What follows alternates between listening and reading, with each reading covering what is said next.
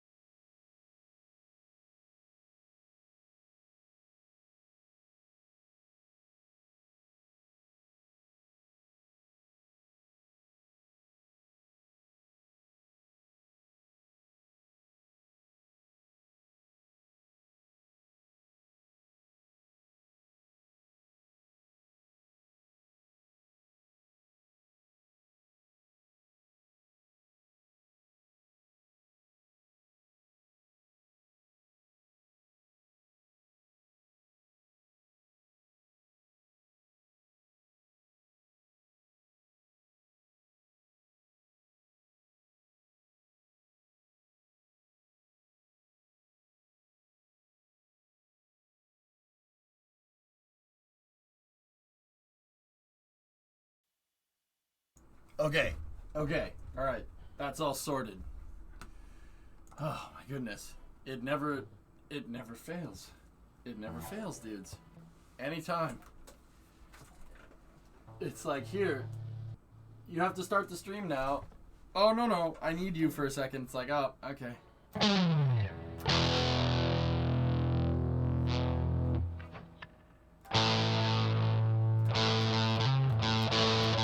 Why do people always do that? Yeah, it's almost like people send me clips of themselves landing rovers on Duna or something. Sneak. Oh! Oh!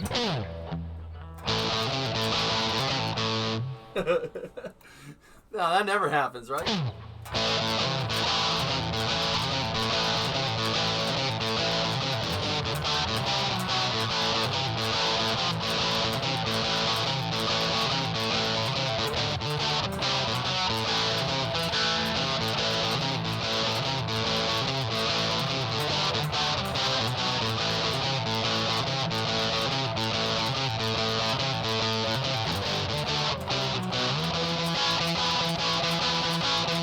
You're Flopsy.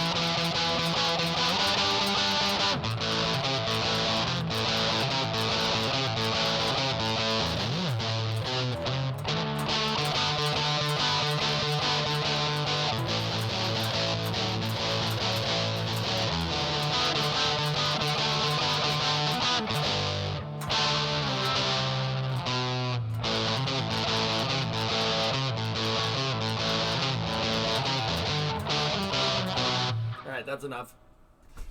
Okay, that's enough. We stream now. We stream now.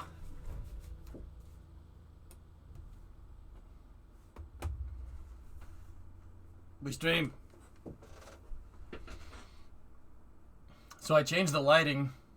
Do you notice a difference? Oh god, I look orange. Yeah. Yeah, but at least we won't look like a ghost anymore. It's good and bad. Discovery, go at throttle up. Hey, AOJ, 45-month resub. I look human! I know. It won't look like an alien no more. But, yeah, now I look very orange. This is great. I know we have an outline. It's not better. It's not better. It's not better. It's not better. It really isn't. I bought new lights, guys, over the weekend. Might have to adjust the color correct. Oh. Here, let me adjust it this way.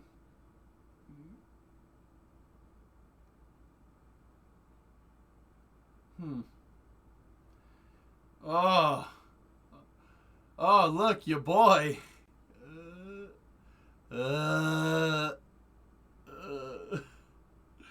It's so bad.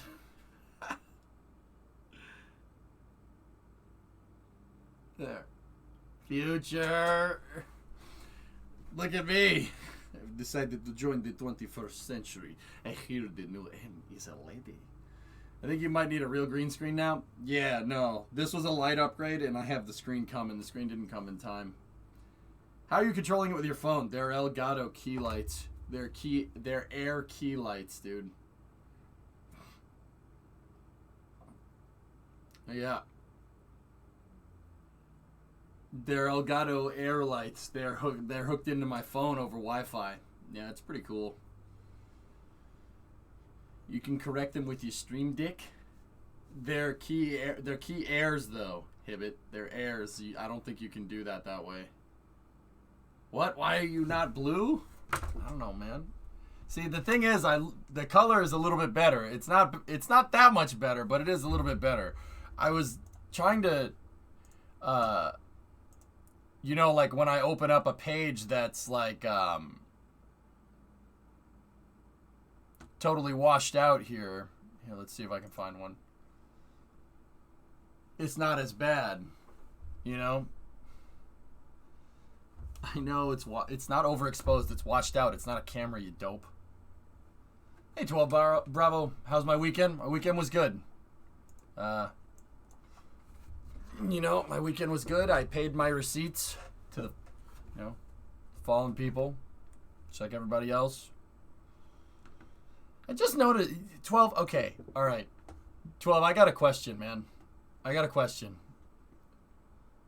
Did you notice that everybody gets Veterans Day and Memorial Day really confused? And I had a vet explain it to me once a long time ago. The difference between Veterans Day and Memorial Day. I see a lot of people out there that are like, oh, thank a veteran today. I'm like, you going to the graveyard anytime soon or something? Like, just what I'm talking about is that Memorial Day is not Veterans Day. Veterans Day is the day where you go and thank the veterans that are still here. Memorial Day is when you go and thank the veterans that are missing in action, if you catch my drift. Yeah. Everybody's so patriotic. Look at how patriotic we are. I noticed it all yesterday. It was on Twitter, everywhere, even in the NASCAR race. I'm like, what the hell's going on? No, God, I didn't, but yeah. Totally see that every year. I mean, yesterday was about remembering the fallen. Not you don't thank a vet on Memorial Day. Okay. Discovery. Got a lot of real patriotic people out there, man. Like,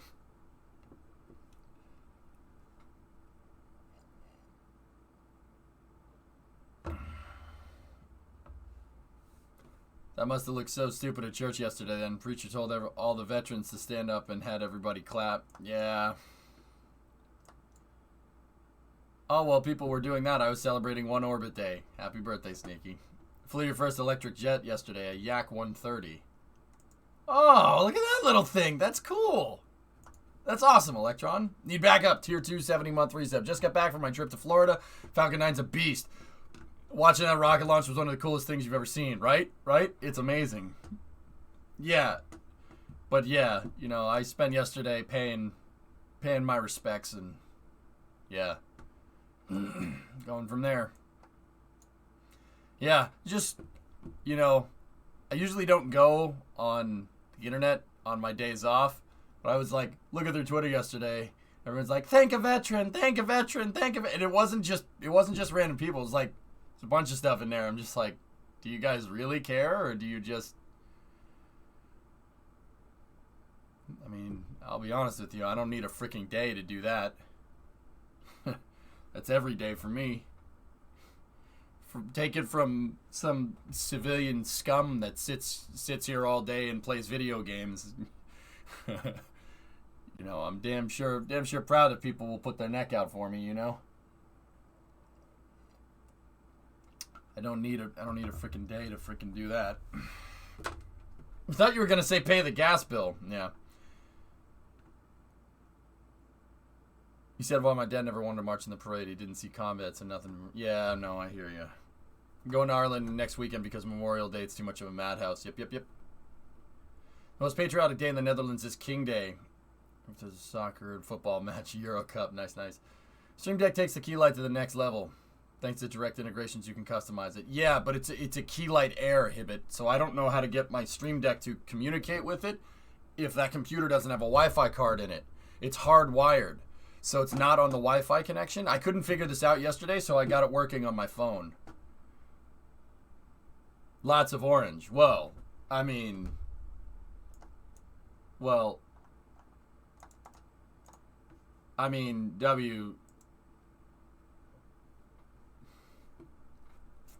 just saying. Yeah, Lenegas. Yeah, it's nice. It's easy to use the phone. The phone's really simple.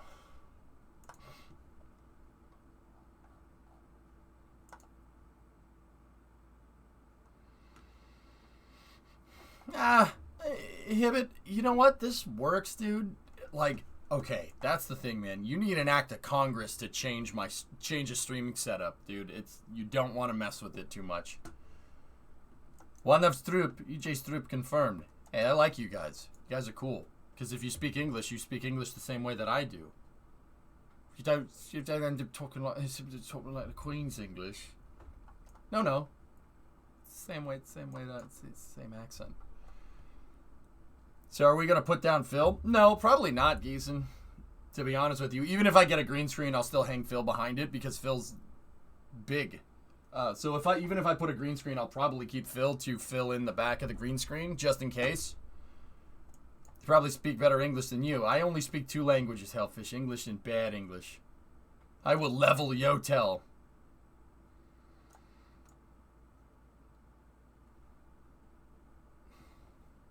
I'll sick Nicholas Angel after you. General So, sweet and sour chicken for lunch. General So.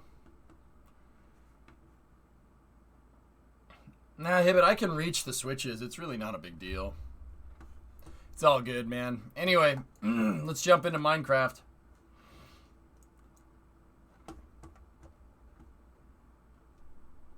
Isn't bad English just Boston English, though? Oh.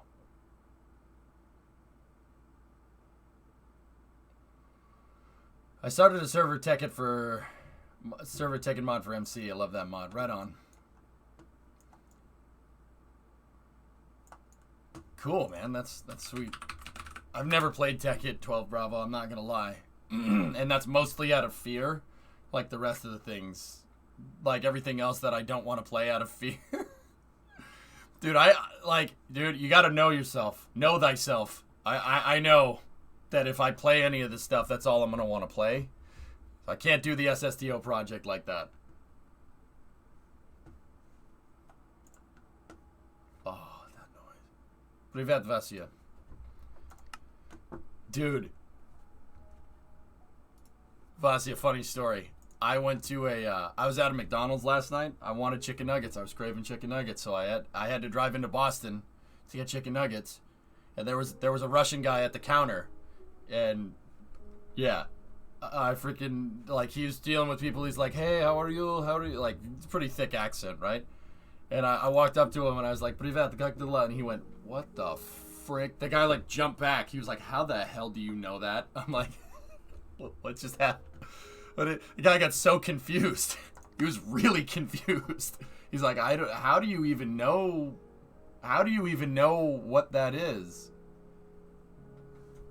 Yeah, got really, really confused. Yeah, it was really funny, actually. He was like, I don't know what to say right now.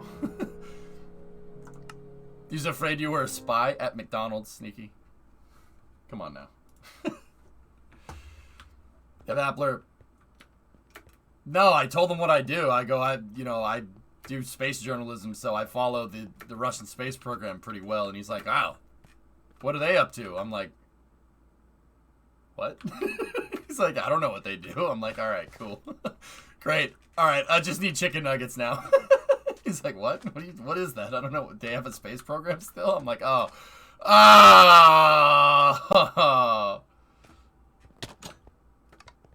All right. Huh. And now I didn't want to sit there and explain what the Russian space program was doing to. It just felt like a dick thing to do. I feel sometimes I get approached by someone who clearly speaks English but decide to speak Chinese. Panda, no, the guy, he was like psyched that I knew what it was, but he was just confused. Moreover, that's fine. I don't care. I probably said something wrong anyway. It's all right. It's all right. But yeah, no, I get you. You didn't tell him what happened to Baran? He probably doesn't know what that means. Anyway. Titans Who Built America tells the story of Edsel Ford, William Boeing, Walter Chrysler, and Pierre DuPont. Nice, nice, nice, nice. That's cool. Titans Who Built America. That sounds like fun. Alright, let's see where we're at.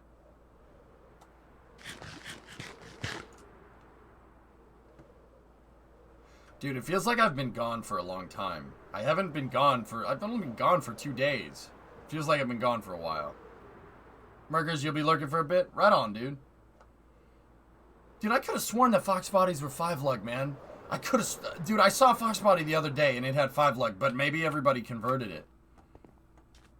But that one that Mick has though is pretty cool. I still got it up over there. Oh, this looks freaking money.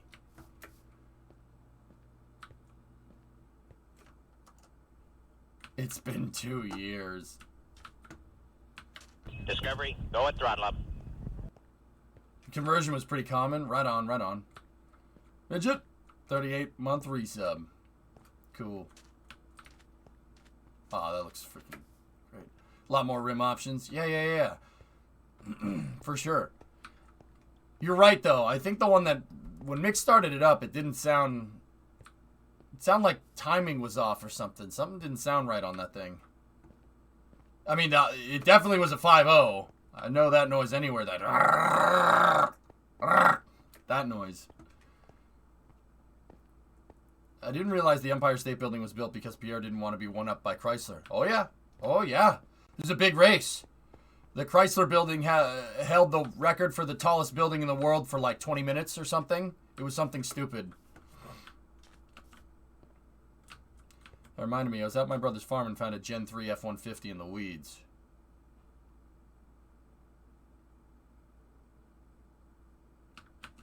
Gen 3 would have been an F-100. You saw a 57, 58, 59, or 60 F-100? Just Gen 3 is what I have. Yeah, Hibbit, right? Oh, what's this? Sneaky Air Building's looking great. What's this? What's up, Tiradra? How you doing, Ben? Ben? How you doing, man? Sorry, still waking up. Dude, I took 2 days off, and now I don't know, like... I'm all, like... You're okay?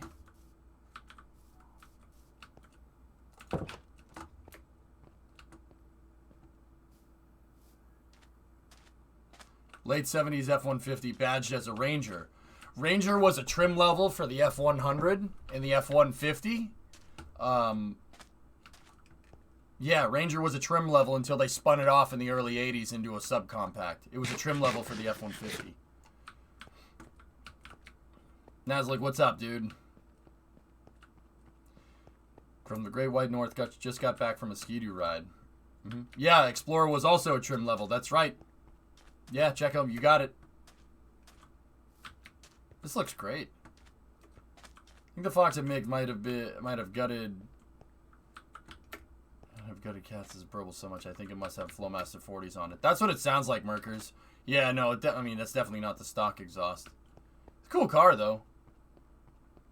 Yeah, Merkers, we gotta send some GT40 heads over there to Mick. He needs some GT40 heads, and he needs a mild. They need a mild cam in that thing. That'll fix all the problems. And then you can keep that intake, the long tube intake manifold that Ford made. It just needs some headers too. Headers, heads, and a cam. That thing will wake right up. Hey, Isaac. He hates it. Dude, yeah, I didn't want to sit there and explain why. I was like, oh no. He's like, how did you get 150 horsepower out of a V8? I'm like, oh no. Oh no. Now we got to explain it. It's not our fault, man.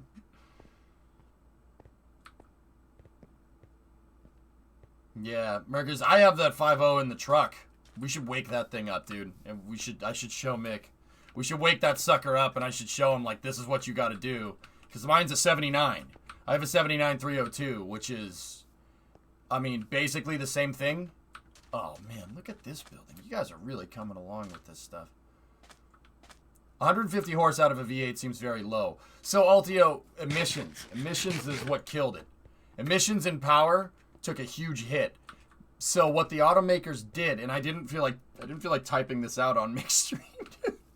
It would have taken too long, and it would have been so confusing. So what they did in the U.S. to get around that was they put truck engines in everything. Everything has a frigging truck motor in it, all right? So in the 60s, the engines made power. They made tons of power, like 600-700 horse all day, no problem.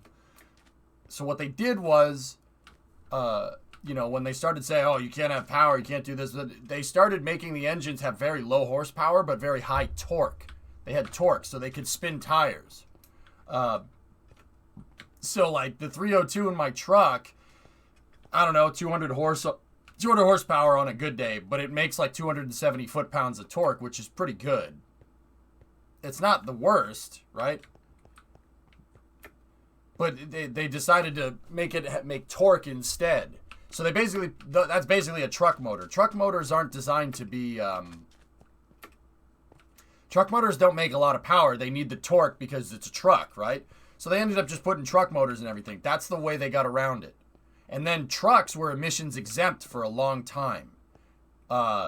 So the truck, like in the 70s, and this is kind of, I think, why America's obsessed with pickup trucks. Because they made the cars, they regulated the hell out of the cars, but they didn't regulate trucks because it's a utility vehicle. And the automakers figured that out in the 90s, and that's why everybody over here has an SUV, or had an SUV, right? So they ended up skirting the emissions laws by just making all trucks. And that's how it kind of stayed till this day. That's how it kind of stays until to today. I mean, you saw Ford, that they sell more. That's why we sell more F-150s than anything else. That's why they sell so many of those things. Because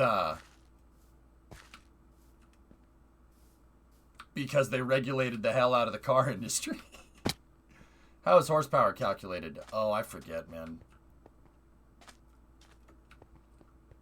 Yeah, 460s would be sick. What do we got in here? Oh, yeah, okay. Yeah, ignore the Wii part, JSP.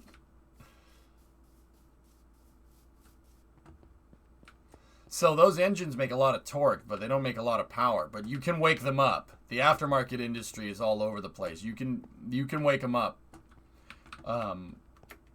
Ford has a design called GT40 heads. They're not from the GT40. They're just called GT40 heads. And those GT40 heads, they breathe real well.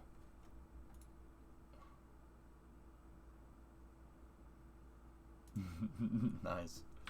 Sorry, Ford Raptor, big truck. That's a small truck, RT. That's the F-150 Raptor is a tiny truck over here, man.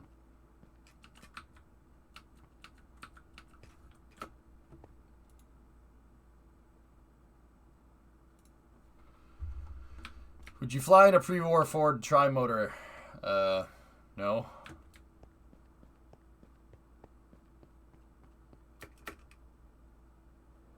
Yeah, Merkers, exactly. You need some GT40 heads. That's what I want for the...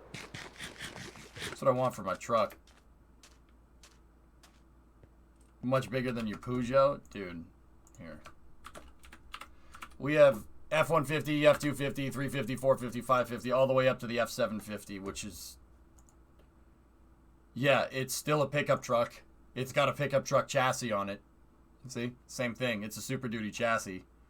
Or a Super Duty... I should say a Super Duty body. A Super Duty chassis. That's a truck. See what I'm talking about? Yeah, it's... Dude, this thing is as big as like a Scania. It's freaking huge. Yeah, Ford... Over here, there's 250, 350, 450, 550, 650, 750, all the way up. Those things, that's a semi-truck, dude. I'm telling you. That's like the Renault semi-trucks. It's got a pickup bed on it, but there should be a fifth wheel here. A lot of them have fifth wheels, though. But, yeah, if you're hauling... The ones that SpaceX use are an F-350 dually. These are the ones that SpaceX use to pull stuff around. Those Super Duties. That's a big freaking truck. It's huge. The thing's 5 meters long. Easy 5 meters long. It's freaking huge, dude.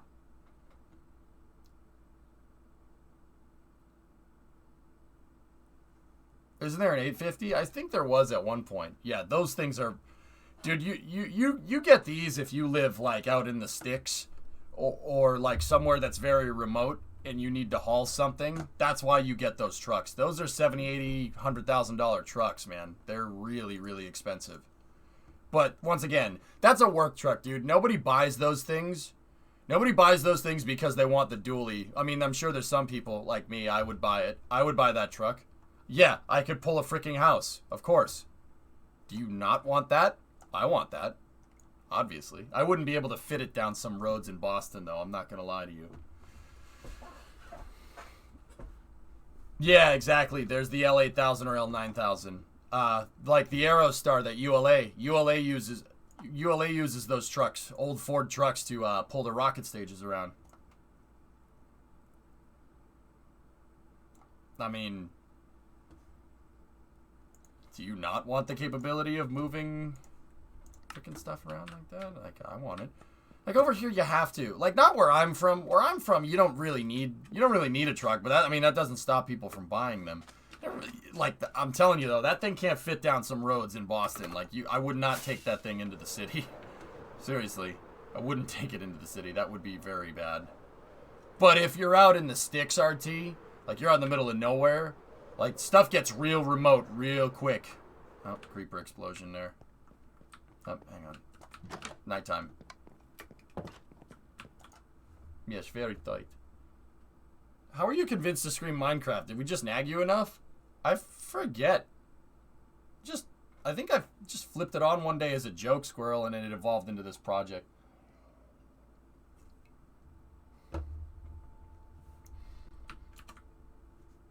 Camera life? Wait, what, Geeson?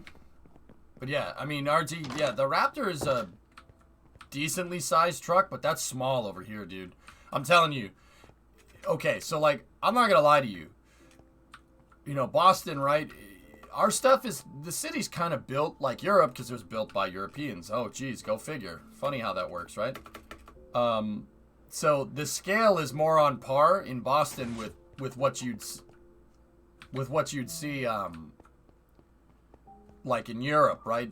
I've shown you guys parts of it. It's very, very confined. Not a lot of the U.S. is like that.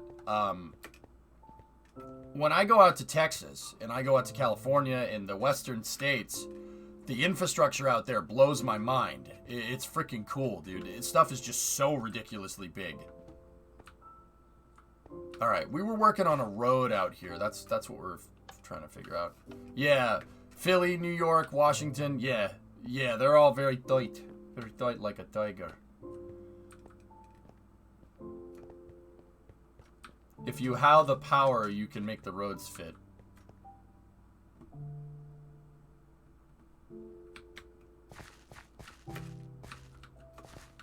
This is my Eurovan and an F-350 dually. Let me see, Mercs. Yeah. Oh my god. Look at this. Look at this. Look at, yeah, see, look at that. I love the Escort though. I love that. That's awesome. But I also like that too. Look at it. You can fit it in the pickup bed, dude. And actually, there's an F-150 right there. So there's an F-150, an Escort panel van, which is about the typical size of a European car. And then there's a freaking 350 dually. It's a freaking Escort panel van, Havocs. Merkers bought that. He got it from Mick, Madford. Madford built this car for him. Merkers, we need an XR4 Ti. I need an XR4 Ti, and I need to send it over. And then we need to convert it into a Kazi.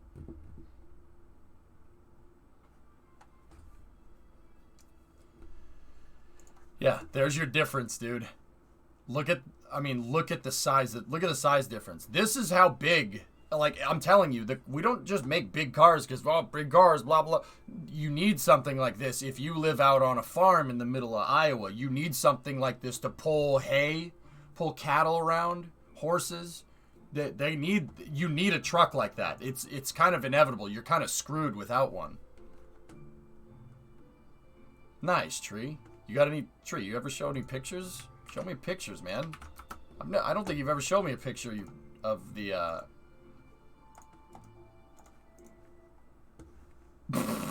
Wow. Look at the difference, man.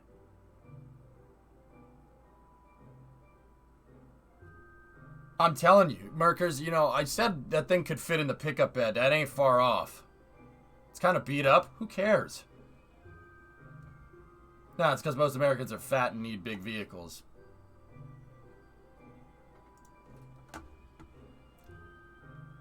That's what I mean, guys, when I say that these trucks, these dualies are...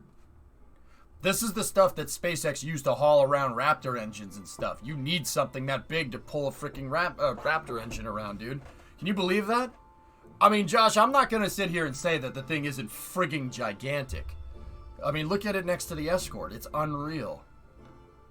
How many Isettas? You could fit 2 Isettas in that bed, Supercrafts. Merkers is running an 8-foot box right here. That's an 8-foot box dually bed. That's sick. I like that truck a lot. You could frickin'... I mean, dude, this thing could pull tanks. You could pull a tank around with this thing.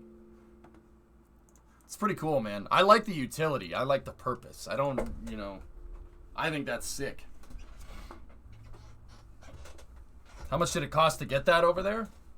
Fat butt doesn't fit well in the seats. Merkers, how much did that build cost, if you don't mind me asking? Alright, let's get back into Minecraft, dude. I gotta build a road out here.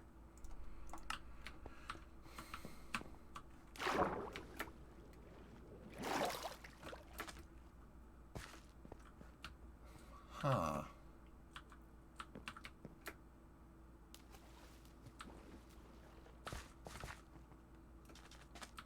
Yeah, Panda Man. I mean, it's a beast mode of a vehicle. And don't get me wrong, the reason why I like the truck so much isn't because just herder America. I mean, I like that just as much as the next guy, but I like that they do something.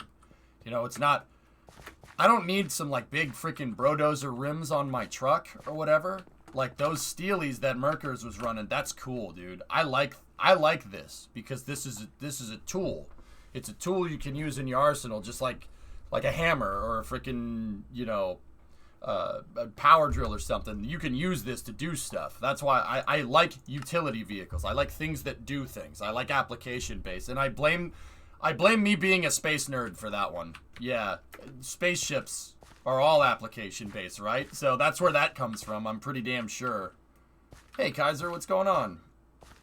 Yeah, right? It's not what you can pull, it's what you can stop. Yep. Never added it up, but I bought the van for $1,200 and a lot of custom work done. Could that boat be considered a utility in case it's... something like that. Yeah, Cirrus. Marquez's video is pretty cool. I don't know who leveled the curves that I had here, but somebody was expanding the community storage house, so I don't know how we're going to do this. I want to make this road go into the shipyard over here. By the way, don't you have a color correction filter in OBS? Yeah, of course I do. I could change this up right now. But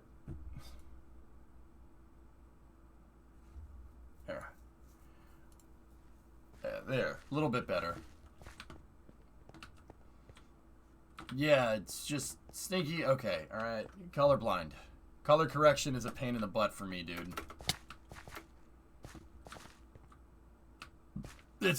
I have to stare at it, and it's not that I can't do it. It just takes twice as long.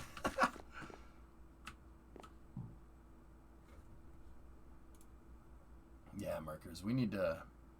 Oh, that's such a cool panel van, man. I didn't know they made Escort panel vans, to be honest with you. But what I want is an XR4 Ti, dude. I want an XR4 Ti with the Kazi engine in it. Because, yeah, 2.3 single overhead cam is... Hey, I got my copy of Failures on an Option in the mail today. I'm only 30 pages in, but it seems good. You'll love it, dude. Yeah, Altio, I'm low light colorblind, so in dark conditions, my eyes just blend everything. Like, yeah, it's weird. Like, I can see colors just fine in lighted conditions, but my eyes go to crap. Everything turns black and white in dark conditions. Yeah, that's kind of where I'm at. It sucks, dude.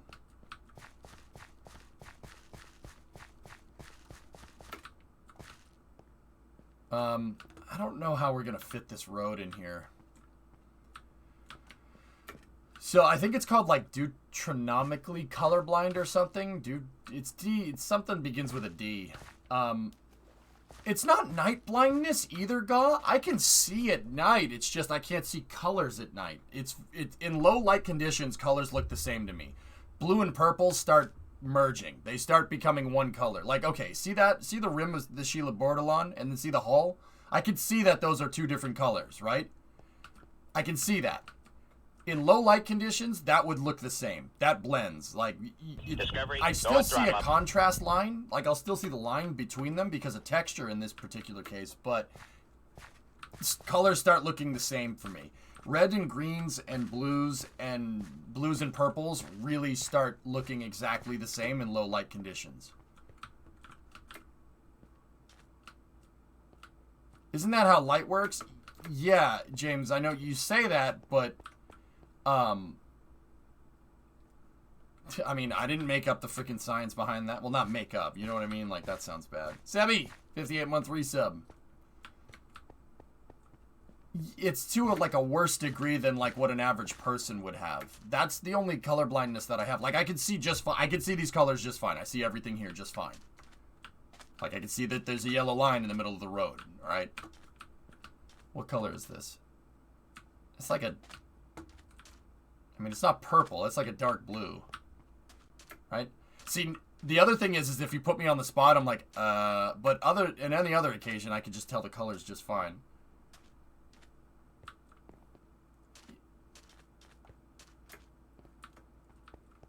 Like, see, that's already starting to blend just a little bit. I can already tell that there's a difference. But see, the other thing is that I know what to look for. It just takes me a second to look for it a little bit longer. Okay, so like here, up at the front of the ship where it's starting to get really dark.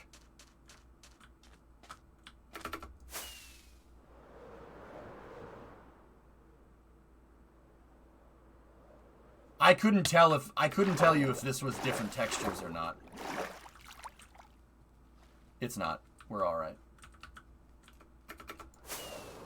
Yeah, okay. I didn't know if there like I couldn't have seen if there was like I could see that. That's different. What color is this switch? All right, let me see. See, now I'm put on the spot. When I get put on the spot like this, I always mess up.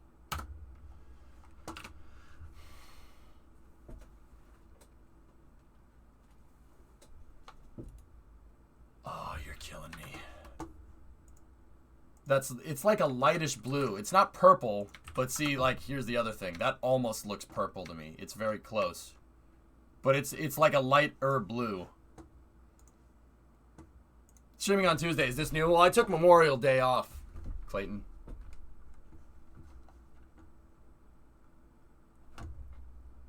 Oh, it says light blue up there. Nice.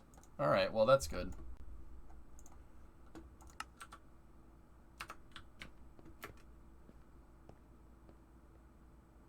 Yeah, like, so in low light conditions, everything, my eyes start getting really screwed up. And it's not just like dark and light. It's like, oh yeah, well, most people can't see in the dark, idiot. No, it's dusk conditions, you know. It's weird. Like, I don't know. I don't, it's like deuteronomically colorblind, I think is what it's called or something. Anyway, let's keep going.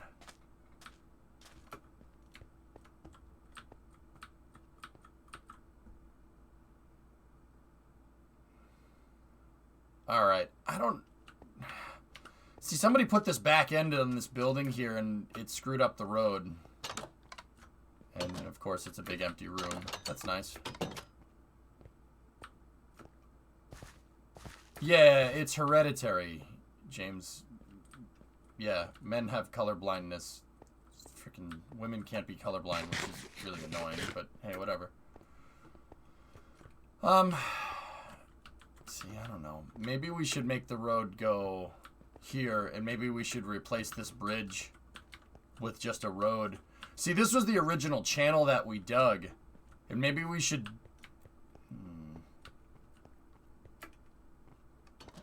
Maybe we should put the road out in front.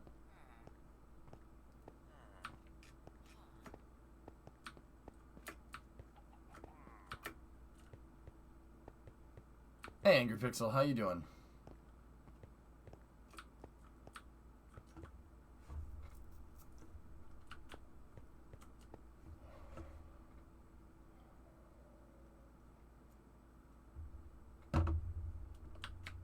When you only have one X chromosome, there's no backup if one is bad.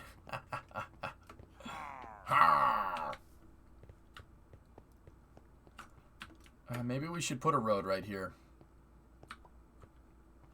A road that goes to the apartment block.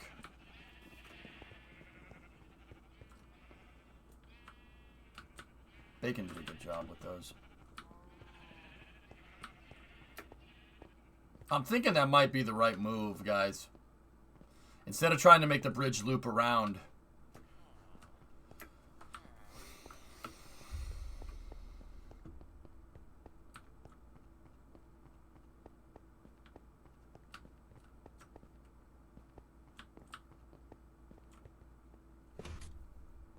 You're pushing it with pistons? What are you talking about, man? Look at real shipyards for reference. All right. Let's go see what we can find. All right. And I know what this usually turns into. Well, look at this. Look at this. Look at this. Let me just let me look at one shipyard and we'll go from there. Is the small SSTO finished now? Beer, it's... I mean, yeah, I don't... The thing is, man, I don't think there's any way to make that work any better. I automatically zoomed in on KSC. Wow. Force of habit. Okay, let's go up to Newport News. I automatically zoomed in. I mean, there's shipyards there. Does that help? Nah, I like this shipyard, Sebi, because there's a lot of things that go boom in here. Sebi, I'm sure you can get behind that. There's a lot of things that go... At least you didn't zoom in on your house. Uh-oh. That's not me. That ain't me. Chief, what's going on, man? I'm going great, dude. Celebrated Memorial Day over here. Well, I wouldn't say celebrating, but you get the idea. I'll just kind of chill over here for a second. Let's see. I don't want to know what that noise is. All right, let's take a look at any small... I need a small road bridge. A very small one that goes over a channel. Jeez, look at all those train tracks. Coal. Lots of coal. Wow.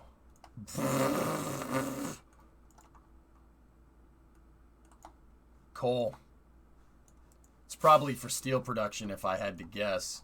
Because there's a place that's just north of here that needs a lot of steel.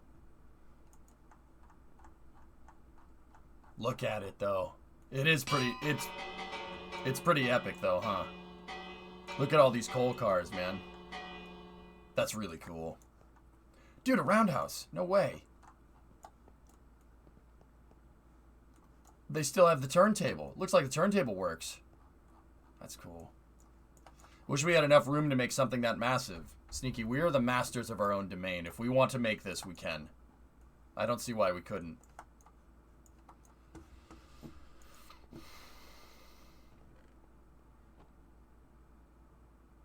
Yeah, Brain. Yeah, it seems like we designed... We pulled the Dynetics and designed it with a negative mass fraction, but that taught me some pretty good lessons.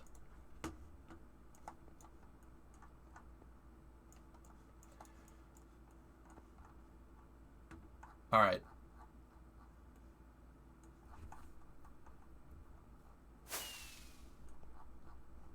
I mean, sneaky. It's a useful capability here. Let me go up. Let me go up to around my stomping grounds here. Let's check out the old Four River shipyard. There's a thing that goes boom in here. It's just a little mini version of it. Look at it. It's a little mini version. It's a little wee version. It's a small version. This shipyard, the reason why I looked at Newport News, or I wanted to, not Newport News, I wanted to look at Four Rivers because, or the former Four River shipyard, because this has a lot of, it's very jam-packed in here. There's a lot of stuff that's jammed together. Yep, that's the Salem, Chief. Brimo and I went down there a couple weeks ago. I took a picture of it. I always try to take a picture of her when she's down there. She's not looking very good, dude. I'll be honest with you. It's been sitting, and it shows. I wish I made that like that ninja money or something, dude. Because then I honestly I would go and I would take this and fix it.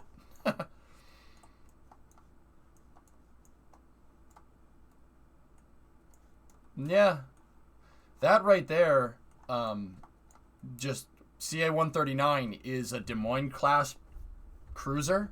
It's a Des Moines class heavy cruiser. It is the end of the heavy cruisers. Every heavy cruiser from World War II into like Vietnam was based off of the Baltimore class. This is the last version of the Baltimore class carrier with the triple barrel 8s.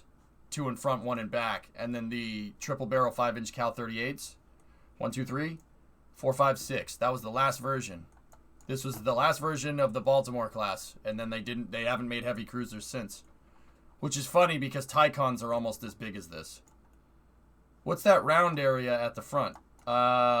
Most likely a weapons emplacement. If I had to guess, probably a 40mm Bofors emplacement. You using an Earth MC map on the server by any chance? I have this. We have Dynmap. Yeah, Tychos are cool. For sure, Havocs. You know what? I'd like to build the Salem. I built the Cass and Young right here. Probably build the Salem out here somewhere one of these days. But yeah, we gotta find a small bridge.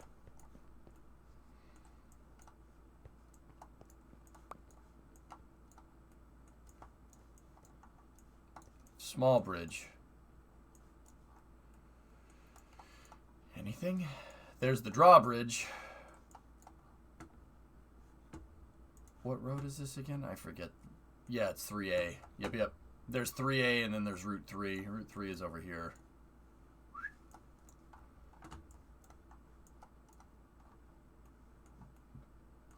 I'm just trying to find a small freaking bridge. But it's got to be a bridge that can lift, so we need like a drawbridge or something.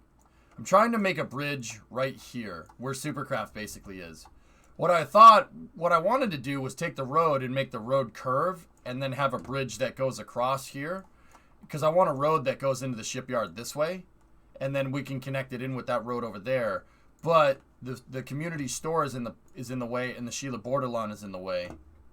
That's the ship that SpaceX uses to recover fairings right now.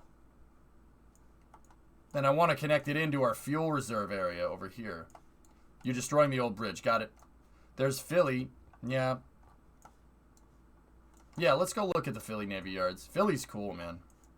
It's a shame they gutted that place too. But I guess we didn't need it, you know? Philly Navy Yard's crazy. That's where they keep an inactive fleet, so there's a bunch of stuff in here. There's always a bunch of stuff chilling in here. Like these frigates, for instance. Those are all frigates, but I forget what kind. Or are those Perrys? Oh, interesting.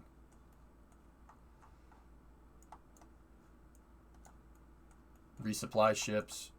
Oh, there's 2 Tychos sitting in here. Oh, no. I can't look at that. That's just going to piss me off. Discovery, go at throttle up. It has Street View. I don't want to see it. I don't want to see it. This guy is good. Supercraft. Think we could build something like this? It has the dual arms because the dollars to convert to the VLS were too much. Oh, those things. Yeah. Yeah. I mean, yeah, you'd have to take the whole ship apart to do that. It could be too big. Let me see the distance here.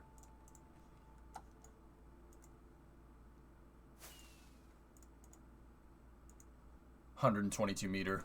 Nah, that's too big. Dude, that channel is too small anyway. It's too small for anything. So we might just build a regular bridge. Nothing's going to be going in and out of this side of the channel anyway. So it might be better to just build a regular freaking looking bridge. But we need to make it... Gotta make it go sideways. Like,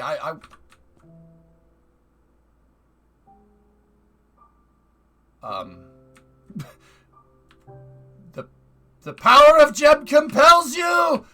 The power of Jeb compels you!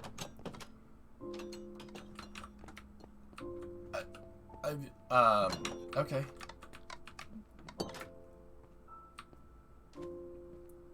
Yeah, Sneaky, I think that's the right move. So, Super, I would want to make a bridge that goes over here, that crosses on the back like this.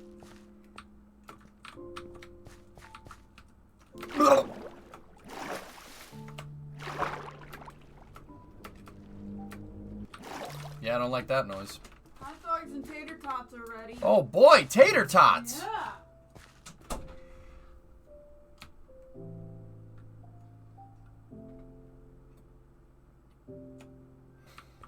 Sneaky Brimo made tater tots. Why do I have cake?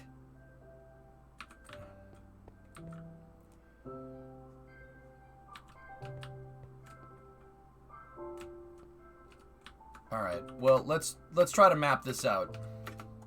Yeah, Super, I do.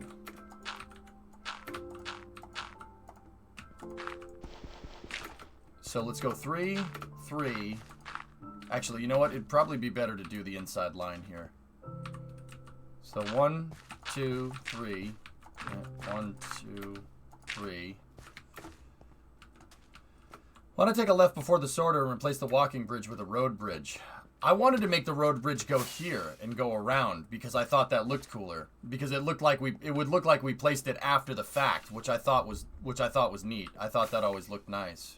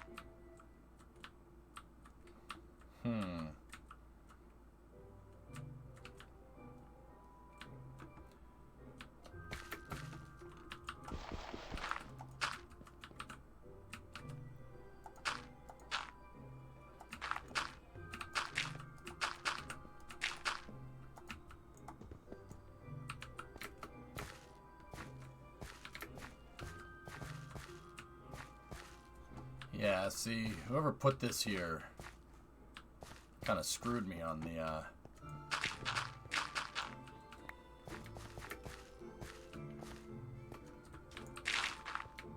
That's not gonna work. I'm using dirt to map this out, but this road needs to get really close to the edge of this. This is where I wanted to make the old bridge, but I'm pretty sure that intersects with the back of the building right now. Yep. Crap.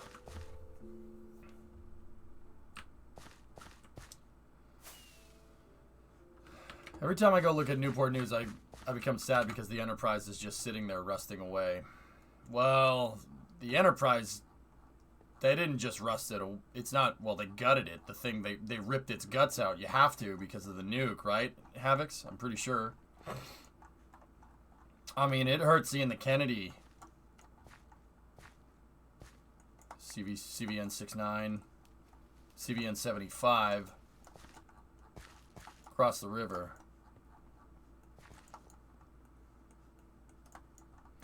I mean, they screwed CV 67, man.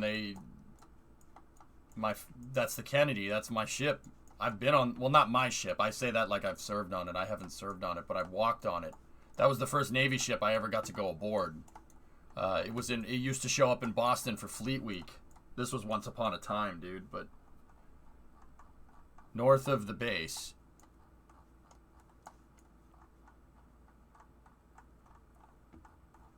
Newport News or Norfolk? The shed is done. Right on.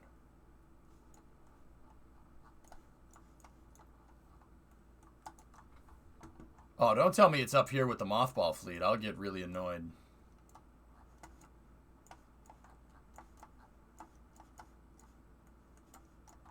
Damn chat delay is killing me. Alright, let's take a look and see what we can see. Oh, they're building something in there. I wonder what that thing is. What is that? Is that just a power plant? That's just a floating power plant, dude. South of this?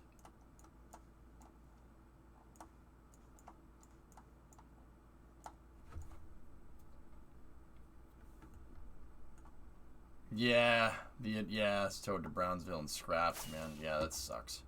But hey, that's the service life of a oh baby.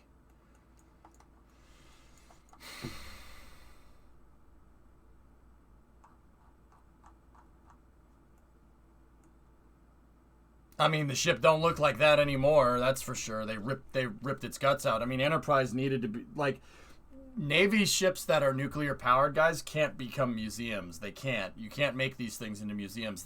Because of the nuclear power plant. In order to denuclearize these things and scrub them clean of all the radiation, right? You have to basically rip the ship apart. You have to rip its guts out. You have to Kalima Shakti De the ship. No, they haven't cut it up yet. Well, that's a shame. I mean, I guess the tradition, I suppose, at this point is to any ship that has Enterprise, you scrap it and then you make a new one. Because that's what happened. That's what's happened to every single Enterprise, you know. So, Kalima, yeah, it's rather nice. Yeah, they build the carriers up here in this gigantic freaking dry dock. Those are all subsections of an aircraft carrier. This dry dock is freaking huge. I don't think they're building... I don't think that... Well, that might be. It looks to be too small. CVN 65A. Exactly, Solarlander. That part freaked me out when I was a kid. Dude, when I was younger, Taradra, I couldn't watch Raiders where the Nazis all melt. I couldn't watch that, dude. Freaked me the hell out. Seems like making a bridge snake around here isn't in the cards.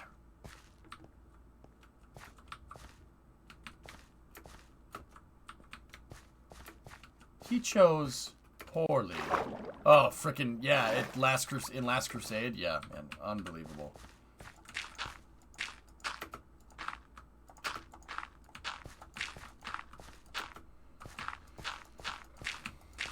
Does a road this wide bring us in? Well, for Sheila Bordelon, like, can we get in on the bet now? We really can't.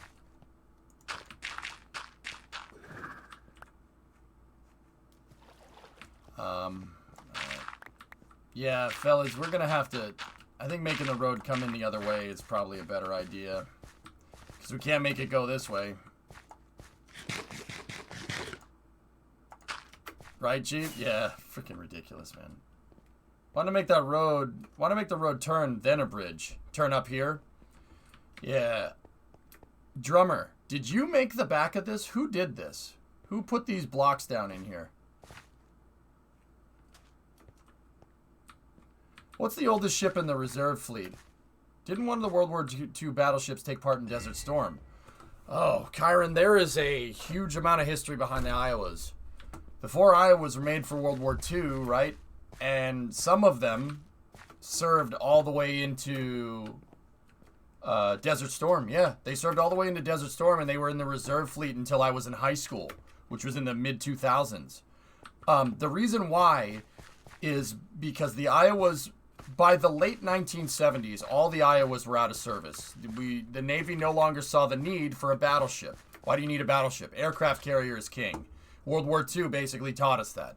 The U.S. basically, mid-World War II, took all battleship production and stopped it completely and started building aircraft carriers. So much so that the battleship hulls, actually, a lot of the modern U.S. carriers are based off of the old fast attack battleship hulls.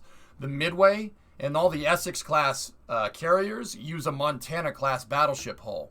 Yeah, it's a battleship with just a flight deck built on the top, on where the superstructure should be. However, the Iowas were the last bit. They were the last ones.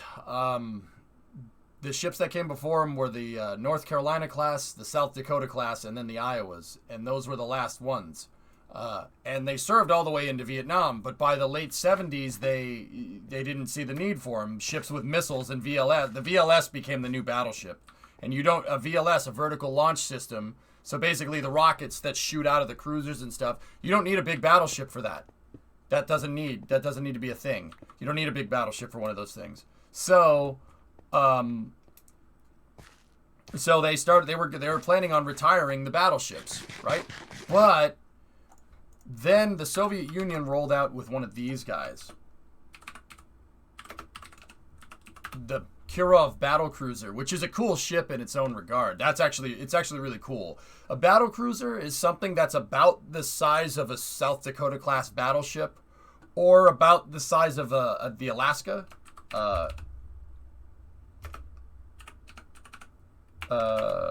What's the name of the USS Alaska? Which, yeah, it is CB1. The Alaska is not a battleship, but it's not a heavy cruiser either. It's called a battle cruiser. It's halfway in between. The Kirovs are about the same size as that. The Alaska had, what guns did it have on it? It's 9x12s, 12-inch cal 50. So it's a big ship. They're big ships, but not as big as a battleship. So the Kirovs, the Soviet Union rolled out with the Kirovs, which is a nuclear-powered. It's basically what you'd do if you made a modernized battleship. The reason why the Soviets rolled out with this is because they needed something to take down those carriers, man. The entire Soviet Navy doctrine was built around submarines. Not like ours. Ours is built around submarines and aircraft carriers, right? The Soviets built it entirely around submarines. So any surface ships were there to either service the submarines, or they were there to take out aircraft carriers, or the submarines were there to take out aircraft carriers. So they rolled out these Kirovs, and these Kirovs had a bunch of, basically where the two turrets should be in the front is just a huge missile rack with all different types of surface-to-air, surface-to-surface, and anti-ship missiles. There's all kinds of good stuff in there. Battle cruiser operational. Hailing frequencies open. So the Soviet Union rolled out with these in the early 80s, and Ronald Reagan, because of this, came up with what was called the 600-ship Navy plan. And the 600-ship Navy plan was exactly as the name implies, to go toe-to-toe with the Soviet Navy. The U.S. Navy wanted 600 active ships. And part of that was taking the Iowa-class battleships and modernizing them. So that's what they did.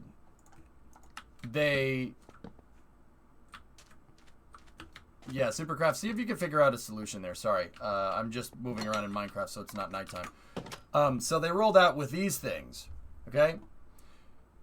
They rolled out with an Iowa, and they brought the Iowas in, and they were still World War II spec, right? But they started adding stuff. They started adding all the modern Navy systems on these things. So they modernized them. They basically took them all apart, kept some of the old World War II stuff, like they kept some 5-inch batteries right here. They kept the 5-inch cal 38s, and Marines did man these things all the way into Desert Storm. Every Navy ship, every Navy battleship had a Marine detachment, which is old school. That's how the Marines actually started. The Marines started as a troop attachment to a Navy ship. That's the reason Marines, because they were designed to board other ships, right? Not these ones, but... So, the Iowas originally had 5-inch double-barrel turrets as a secondary battery, and they took those out, and they replaced them with Tomahawks. Tomahawk missiles. And then they put close-in weapon systems on it. They put 20-millimeter on these things, and modernized all the systems on the Iowa. But they still kept the ammunition, and they didn't need to manufacture any new ammunition because all the ammunition was left over from World War II. They had plenty of spare ammo, and they still do, which is kind of, I mean, probably not anymore. They probably got rid of it now because they don't use these things anymore. So they modernized them, and then they took off all the 20-millimeter Bofors and 40-millimeter Oerlikons and replaced them with Sea Whizzes. And then they put helicopter pads and stuff on the back. It's really weird seeing a battleship with a helicopter pad on it because that never happened, right? Like, the helicopters weren't a thing yet. And they updated all the fire control systems and stuff for all the turrets. They modernized everything, which is really cool. And they brought all 4 Iowa-class battleships. The Iowa, the Wisconsin, the Missouri, and the Iowa, Wisconsin, Missouri. Somebody's already going to type it in chat. I'm forgetting the last one. Hold on, don't tell me. The New Jersey, that's right, yeah. The Kentucky and the Wisconsin, they scrapped those. That was the 2 other Iowas that they started. They started, but they scrapped them and built built aircraft carriers instead. A simple modern diesel-electric submarine can easily sink a carrier. Yeah, if it gets near it, Chief. Good luck with that. And I know someone's going to bring up that stupid war games. They're like, oh, yes, you know, Swedes took out the aircraft carrier that one time. Yeah, great. You took out the aircraft carrier, but your Navy, that's the only submarine that was left.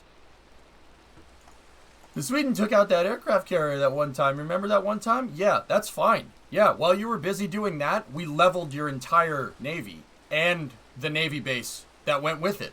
So have fun with that. Who's the real winner here? Nobody ever tells that part of that story. Yeah, great, you sank the aircraft carrier. Oh boy, geez, we have a bunch more, and your entire Navy is gone, except for that submarine.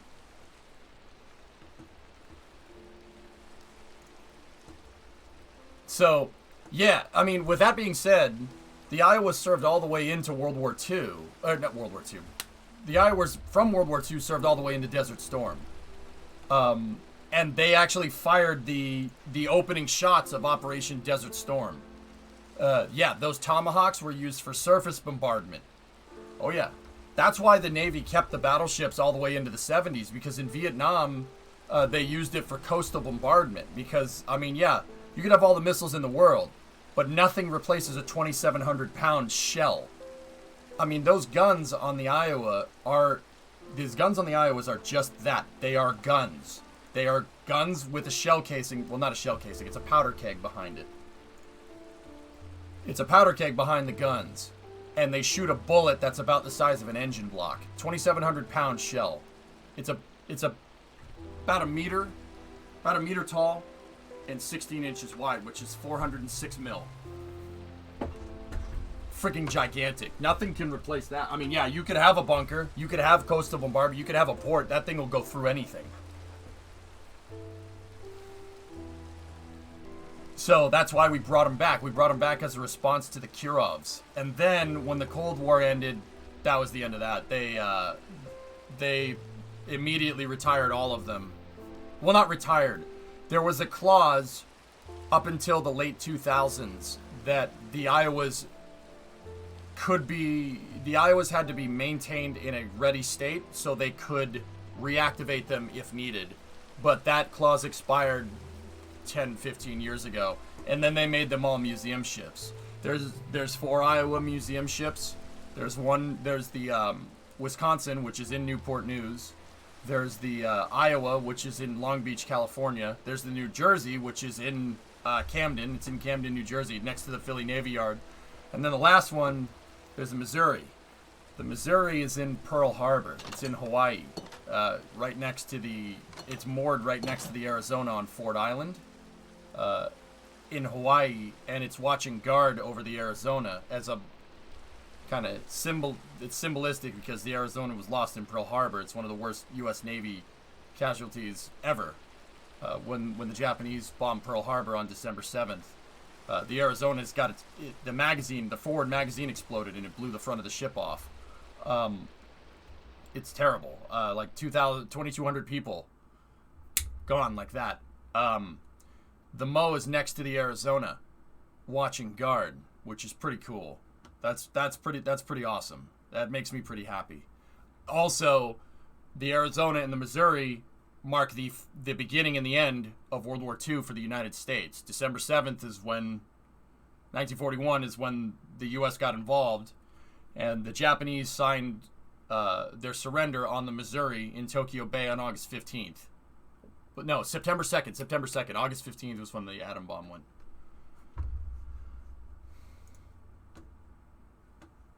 Ah, yes, Jackery, yes. It's not Newport News, it's at Norfolk. Yeah, it's across the river, yeah. You're right. They were on the inactive till like 2012. That's cool, John. They're cool ships. Yeah, the Arizona still leaks oil. The Arizona's going to leak oil until every survivor of the Arizona is passed. That's the thing. Yep, eternal. Yep, that's right, Chief. Yeah.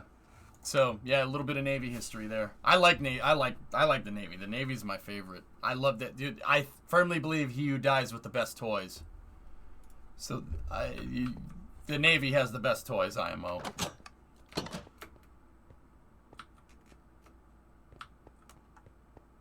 Yeah, this is how we should do this. That's right. Supercraft, you got it right. Get rid of my dirt markings here.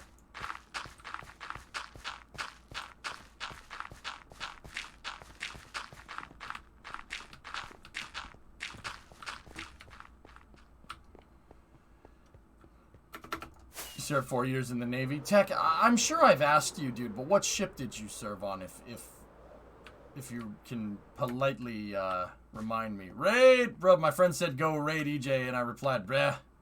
What's up, Turtle?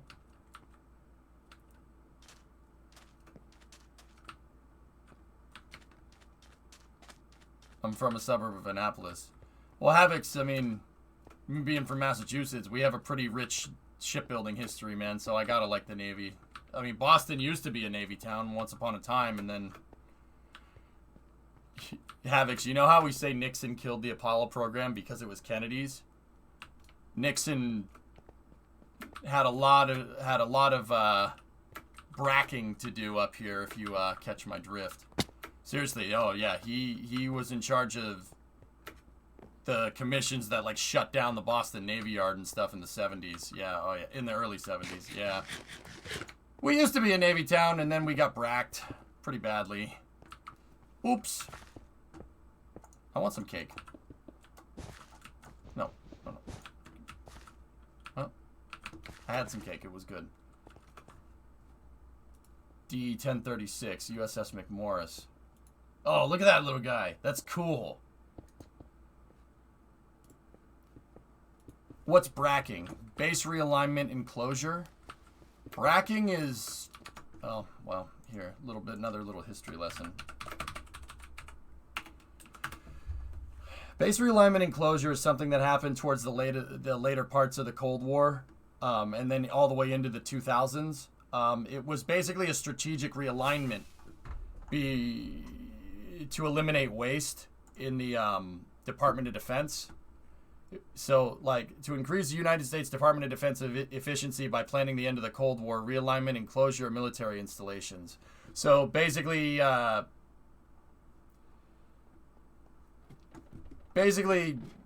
yeah, see, they get rid of stuff that they don't need anymore. For instance, like, if you have, if there's, like, a weapons storage facility that's storing battleship munitions. You don't need that anymore because you don't field battleships, so you bracket, you close it, and they send in the EPA, and it becomes a super PAC, and they rehabilitate it, and then, yeah, that's it. Yeah. It's basically shutting down military bases. BRAC is no good. Well, it's not no good. It saves taxpayer money, but Yeah, bracks suck, dude. We got bracked hard in Massachusetts because the U.S. in the Cold War, right? We wanted to they stationed a lot of stuff in the northeast part of the U.S. because that's the closest part to Europe. Boston is like the closest big city. The next stop, if you go east, the next stop is the U.K. You know, and then there was a lot of bases in the U.K. as well. Anybody that lives in the UK knows there was, you know, an active missile base here, and then that got bracked, pulled out of there. There's a lot of stuff that's gotten bracked over the years, which sucks. They bracked everything in Massachusetts. Everything got bracked up here. Hanscom Air Force Base got bracked. Fort Devens got bracked. We still have Westover.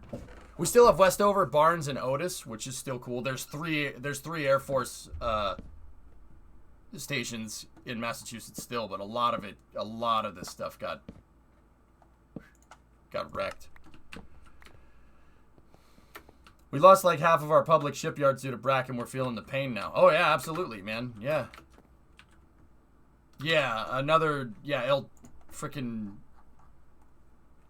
Yeah, Miramar got bracked where Top Gun was, but the Marines said, nah, we need that. El Toro got bracked down in California. El Toro was a huge Marine Corps base south of Los Angeles. There it is. Yeah. Now it's soccer fields and stuff.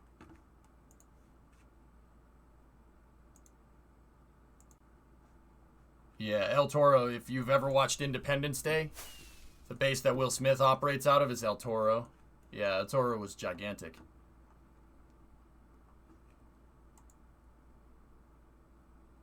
Yeah, and they made it that for reasons. We monitored Russian fishing trawlers when they tested the ICBMs in the 70s. The debris would land in the northern Pacific. We had Marine-Russian linguists on board to listen. Interesting. El Toro got wrecked in Independence Day. It got destroyed. And then there was the LA Navy base, too. Yeah, right here in Long Beach. We look at Long Beach a lot because SpaceX bought this berth right here.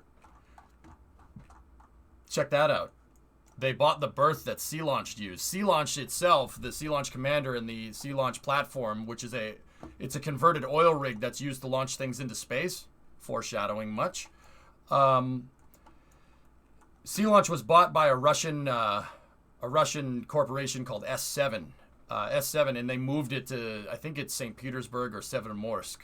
And then this berth right here, and then the processing facility for Sea Launch payloads, right? SpaceX bought all this. Who knows what the heck they're going to put there. But there was also the LA Navy base right here. Check this out. You want to go back? Check this out. Look at 1994 before it got bracked. Oops. They had a dry dock in there big enough for an aircraft carrier. And it looks like they have the... That's an angled deck. It's a converted angled deck. I don't know what ship that is. When did they do that? Like a month ago. Any flight sim streams? Maybe soon.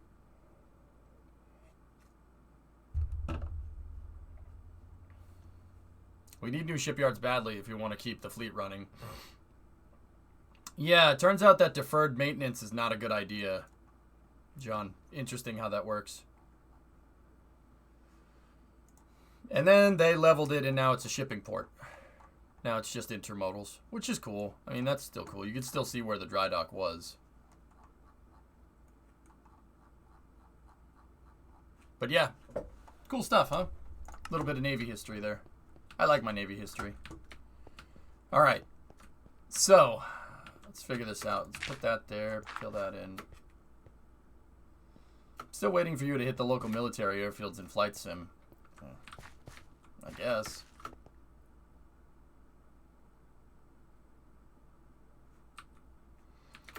Yeah, Havocs. I mean, we'll figure it out, or we won't until something bad happens. You know, I pray that we don't have another Thresher or a Scorpion happen. That would really suck. Or something like what happened to the Kursk, which is even worse. That was the same thing. The Kursk happened for the same reasons, which is really sad. who knew? If you don't maintain torpedo bays, you know, you put torpedoes in them, it doesn't work right. Who knew? It's funny how that works. It's almost like these are complicated.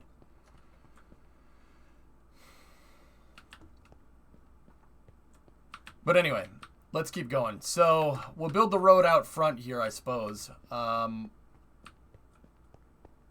is, there's the old subway entrance here.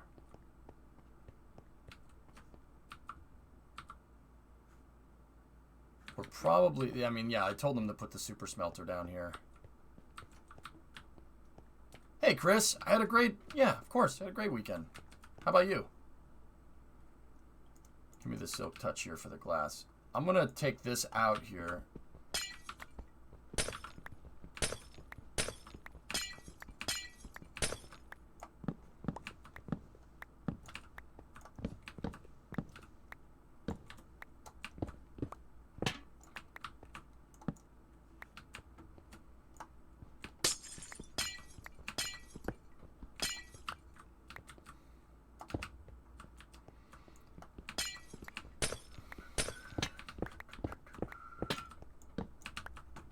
And we gotta plan out the road. Supercraft, where'd you bugger off to?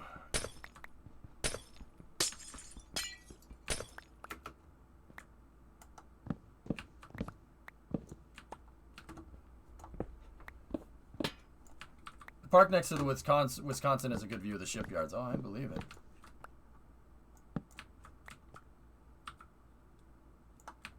I brought the silk touch axe out here so we could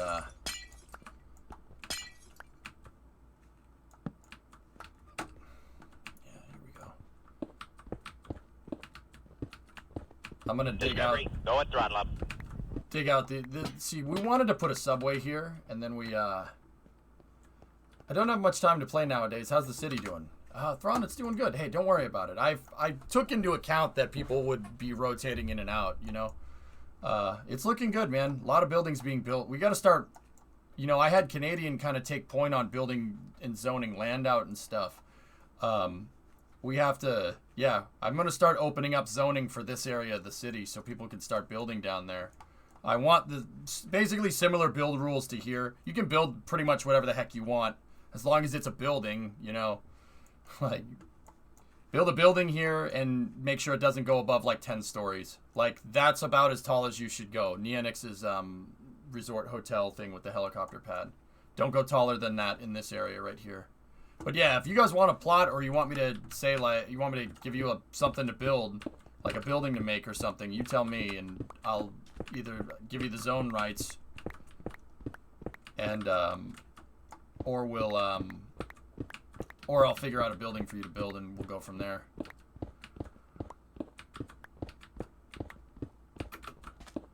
I'm trying to keep this project going and I'm trying to balance the city project in Minecraft with the SSDO project.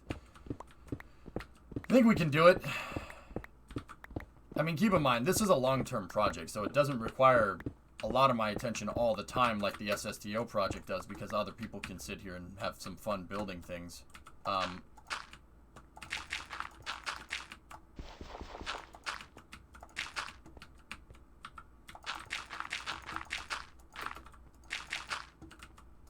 But yeah, this is kind of work at your own pace type of stuff. Because, like, I understand that not everybody's gonna be here, you know. Not everyone's gonna be here. Not everybody's gonna, you know, have time to devote all this time to Minecraft, you know, building all these buildings. So this is kind of our ion engine of projects. It's a slow burn project, you know.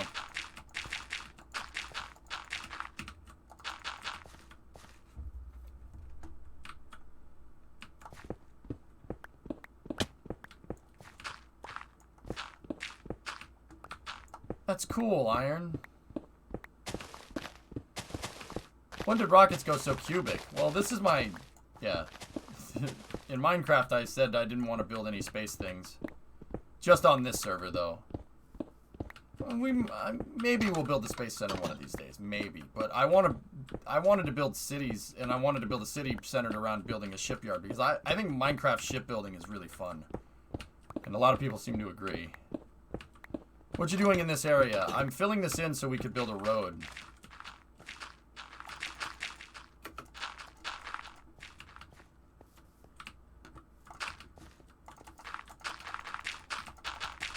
This is the old subway tunnel. I want to leave a little bit.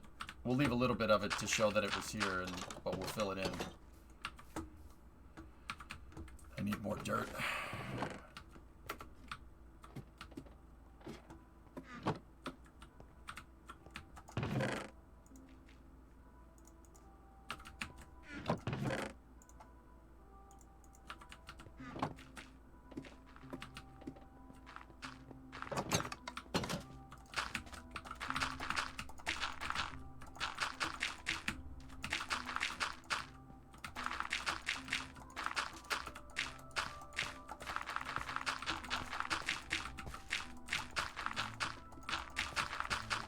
We will build a new subway system for the city eventually. But I like it. I thought this subway was sweet, but I just thought it looked weird here. Do I have those half slabs? There we go.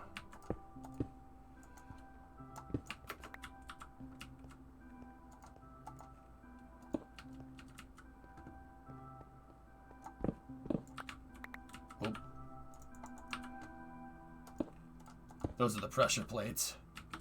Yikes.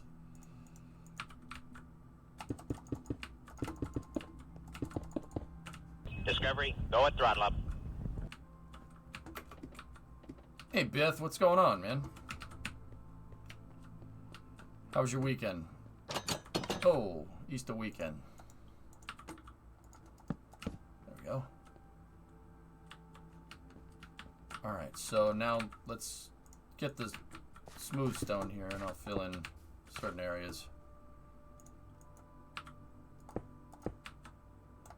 And then I gotta move these chests here and we gotta figure out where we're gonna put the road. Also, World Killer, are you around in here right now?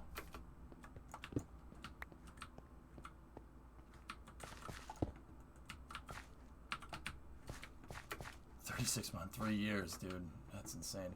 World Killer, you know what I would like to do? Take the crane, the first crane that we made, and move that to the Maritime Museum. Because we're going to put a road in here. This really isn't a shipyard dock so much anymore. Do you have room for the crane at the Maritime Museum? Because World Killer built a huge maritime area over here. And this crane was the first crane that Tessa made way back when. And I think it'd be cool to move it. It was good. How's yours? I couldn't complain, Biff. It was the first time I've had 2 days off in a real long time. I ran out of stuff to do. So I went and ended up buying lights.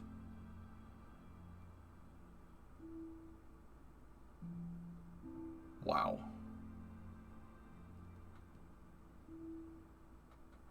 Well, can't show those pictures. What did you think of the Indy 500? Fun race, Ryan. Fun race. What about you? Yeah, Biff, I freaking ran out of things to do. I'll see. We'll have to expand the place. Okay. I'm thinking, yeah, you could put it could you put it right here where my mouse is? How about coding Minecraft 2 in a ship? Oh, jeez. I thought something seemed different about your lighting, a lot less blue. So I have Elgato key lights now. I went to Micro Center, and I went to Micro Center to get an adapter for the auto stream setup.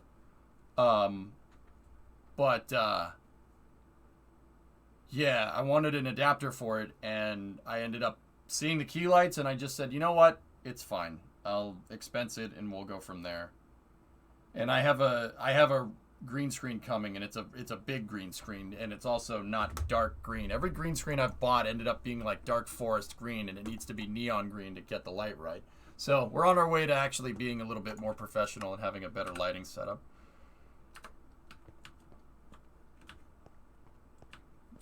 I like power, but it sucks he spun in the pits. How about what happened to frickin' Ray Hall? Your day could be bad, but it's not going to be as bad as Graham Ray Hall's day.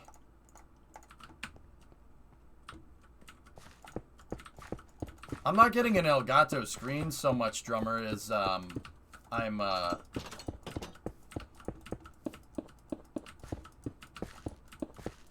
I just bought I needed to just make sure we got a neon screen. Every green screen that I ended up buying ever always ends up having the it always ends up being like dark forest green and not neon green, so it becomes very difficult to light. Next thing you know, I'll get a new mic. No. The problem with those pull-up, pull-down screens, drummer, is that my aspect ratio for this is, for my camera, believe it or not, it's not 4:3, but it's a custom res. And the reason why is so I can weatherman, so I can point at things. Like, so I need a gigantic freaking green screen, bigger than most. So what I did was I bought a 9-foot by 15-foot green screen that's neon green, and I'm gonna cut it.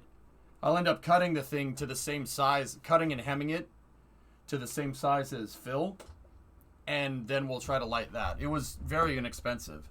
Unless there's already one, I would like to build a car dealership. If that's okay, where can I do that? A car dealership? Build it right here. Thrawn, take the long lot. More professional Minecraft playing, yeah, right? But your green headphone wire. Who cares? I have another headset, Swishio. This headset's on its way out. The wire's getting wrecked. Yeah, Thrawn, just even if you don't have time, just take 5 minutes and put a wooden sign there, and put a wooden sign there and just claim the plot if you could. Just put down some markers to show that you've claimed it, just so I remember. You're going to replace Phil? Actually, no, I'm not. I'll still hang Phil behind the green screen just in case. Yeah, it helps weight it. So my problem with Phil is that it's not perfectly straight, and if I hang the screen with Phil from it, it'll keep the wire straight because it's heavier. So I'm not going to. I'll put a green screen in front of it, but yeah, I'm not going to do that. And also, it's tradition. Imperator, 8-month resub. No SUVs, I promise. Yeah, car dealership. Cars or pickup trucks, Thrawn, or vans, either one. No SUVs. Yo, I did a thing today. Yeah, goalie, I saw that. Imperator, 8-month resub. Dixon and Rossi ran out of fuel too. Yeah, it was a good race, Ryan. I enjoyed it. I enjoyed watching it. Comparatively to the Coca-Cola 600, which was a friggin' snooze fest. Oh boy, I want to watch Chevys duke it out all day. That's real fun. That would be a waste of time. Alright, so I'm going to take that. I'm going to put that in there, put that in there, put those in there. I need the dark oak. Put that in there. Put the chain in there, the dark oak fence, half slabs in there. Put the bone meal in there. The ladder we don't need. Actually, yeah, I keep clicking on the dark oak, but I do end up needing it. Yeah, you know what? I'll end up just screwing around with those in my inventory, so I'll just keep them here. Those torches we can put away. Yes, I store my fish next to my gravel, as is tradition. Alright, cool. I like keeping the inventory clean. What's Dixon's first name? Scott? Scott Dixon? Oh, serious. It sucked. It was horrible. It was...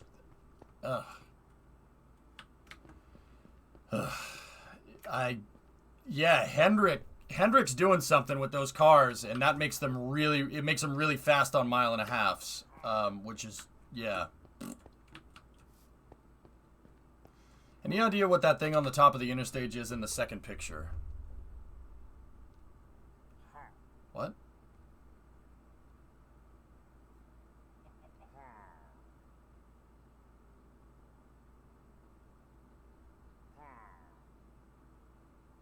I think it's just a... I don't know. I seriously couldn't tell you, goalie. And maybe it's... Whoa, look at that thing. Yo, that's all different.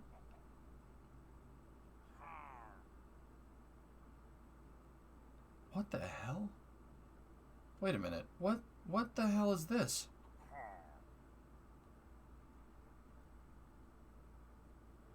Oh.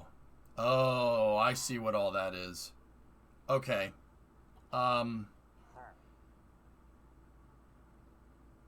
Yeah, all the stuff that's next to the thing, dude. Yeah, I get it. I don't know what that thing is. No, I have no idea. It's probably just something that they put up there to make sure that the thing doesn't get scuffed up. But the whole thing is different, dude. From what I'm looking at, that whole thing looks completely different, which is weird. Chat, we'll talk more about what I mean in a moment. Or when those pictures come out. So there's only Chevys in the front for the 600? Oh, Ryan, it was horrid. It was so stupid. Yeah, I got a bunch of sandstone in here. Okay. Do I have any... Yeah, I already took my rockets. That's fine. Oh, this is good. The thing next to the stuff. Yeah, Phil, I'm not going to talk about it until we get some official pictures, but I'll show you what I was talking about later. So I want to build a sugar plus potassium nitrate mini rocket this summer, like maximum 1 meter tall aluminum tube. Any advice? Swishio, I don't know what the local rules on civilian rocketry are where you're at, but if you're going to do it, make sure you go through the proper channels. And this isn't just because, you know, oh, well, you don't want to get in trouble. No, there's resources. Like, I don't know how model rocketry works in Europe. I have no idea. I know in the U.S., you have to get certifications. That's very important. You don't just go launching stuff by yourself. That's how you get people knocking on your door. Local rules under 1.5 kilometers is fine. Okay, but the propellants and stuff, dude, just make sure... Like, I'm not saying you have to go contact your government or whatever, or the local government or whatever is there. But do make sure that you do your homework. Like, go and do some research. That's my big thing. Go do some research. Make sure you're not pissing in anybody's cornflakes. Make sure you're not pissing off the Rule 8 people. That's all. That's my only thing. Other than that, yeah. I mean, have some fun and just make sure you don't do anything dumb. If it doesn't feel right, don't do it. I have to tell you what you can do with an aluminum tool? Yeah, Swishio, that's my big thing. Just go to the Rule 8 dudes. Yeah, okay. Oh, these are all full. Oh, man. Okay. Red sand. Alright, I'm going to need some road surface stuff, so I got to go back to my house real quick. Yeah, Swishio, yeah, once again, just look up your local regulations for it, dude. This is why I tell people, don't go and build a rocket engine. You could do it, and I'm sure you could figure it out. Don't do it without telling somebody, because they're going to think you're making weapons or whatever. And I know that even in the U.S., they're like, about that. And I know that if they're about that here, they're definitely about it overseas. Going to pick up some Cletus parts for your truck? Oh, Plums, how about that, huh? Can you believe that? I mean, dude, I said that Cletus would make that money back from the Freedom Factory. It looks like he did, which is pretty damn cool. I'm going to need all this for making the road. Those parts, yeah, it's all billet. That's billet. All billet aluminum stuff. I would actually wonder... I'm actually wondering what kind of aluminum they use now. Did they say in the Motion Raceworks video?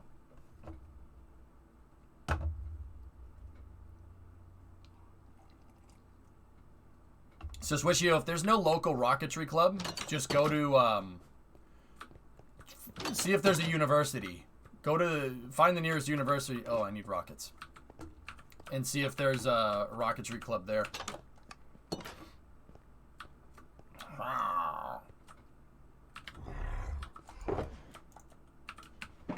How did somebody even get that in here? I don't even want to know.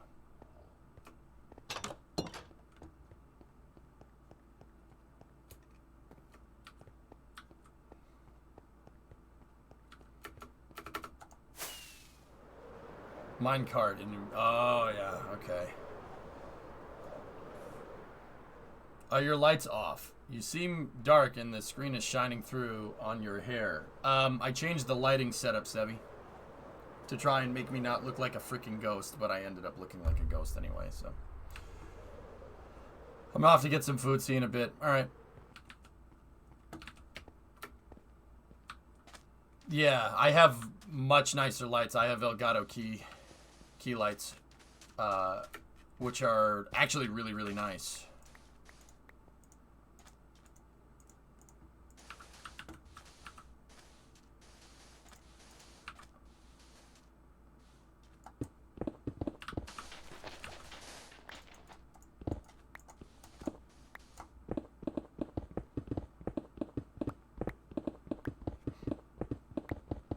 I'm using this to make the lines for the road.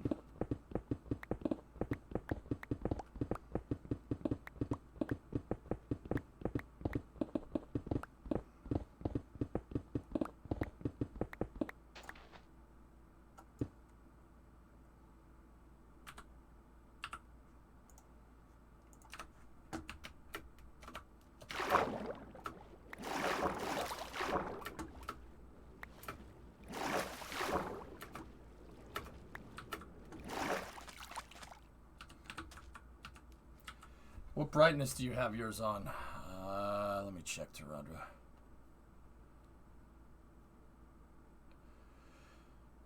The brightness is high, dude. 79. I could turn it down a little bit. You could turn it down to 40, but then it gets... See what I mean? It's just the orange chroma, dude. I'm going to switch to green soon. But I'll keep the orange screen up just because... Yeah, Motion Raceworks is pretty cool.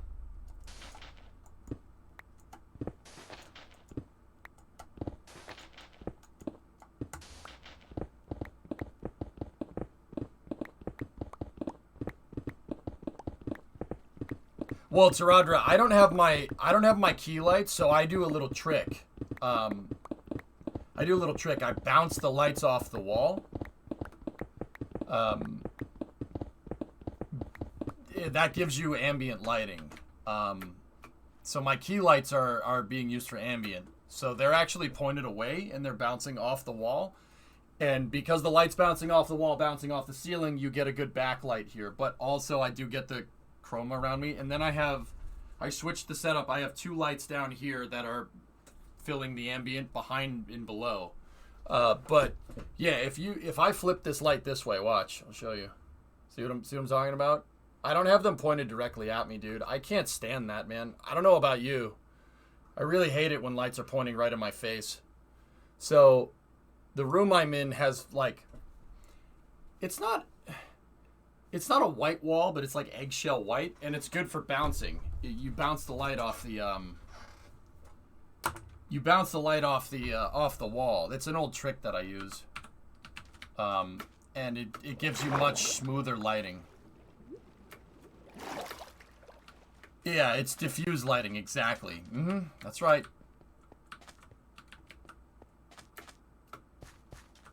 So that's why I have that's why it's kind of turned up.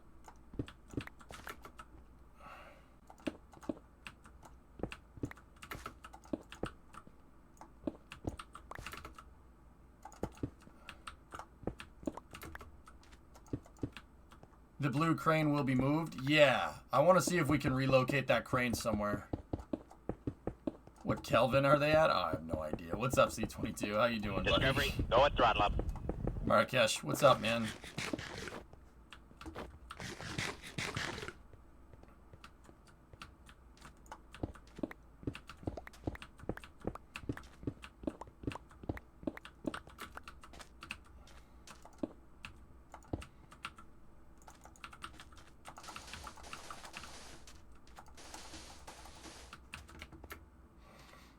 Discovery, go at Technical. throttle up. Hey, man.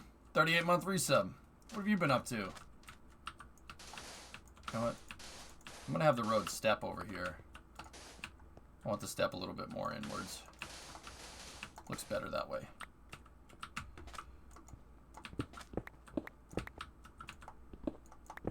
I use a slightly yellow desk lamp, incandescent bulb, for your video streams. I like the look. Yeah, I mean, yeah, an incandescent bulb is good for like if you have. Are you using a chroma? Oh wait, no, that's right. No, you're not using a chroma, Mr. Traffic Light. Ian, the traffic light. Yeah, incandescent bulbs and bouncing. Yeah, that's fine, dude. I mean, there's a lot of different ways to light. It just depends on what you're trying to do. See, with the chroma, I have to, so with the chroma, you need to have spotlights, you need to have key lights, and you need to have fill lights, okay? So the key lights are what's lighting, the key lights are what's lighting me. That's the lighting for me.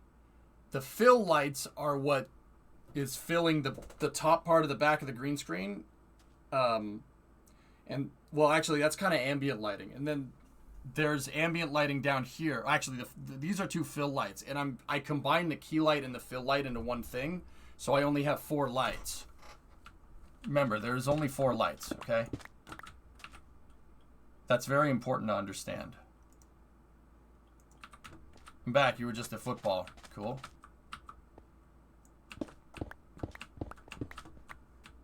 We should half slab this.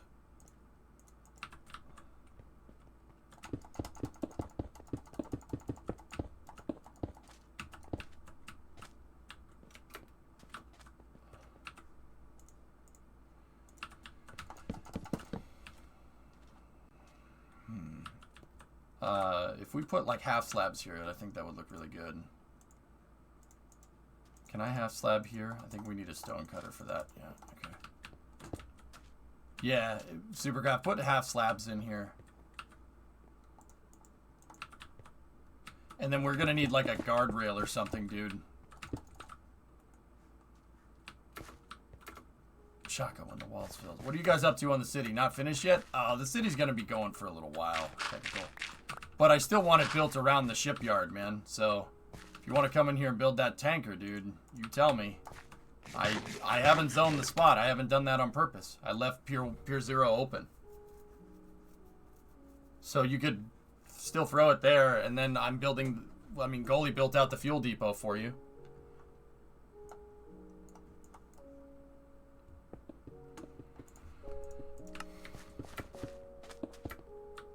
Wait, I'm making a tanker? Didn't you want to do that? Wait a minute. Did I miss something? Or didn't... I thought you wanted to do that. Weren't you telling me you wanted to make a TAO? Or am I mistaken?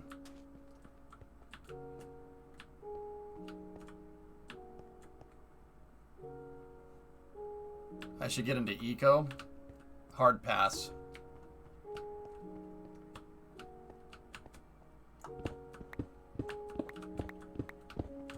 I don't want to play eco. It's too redundant to Minecraft, Hib. I mean, you know how it be. Also what Taradra said. Also what he said.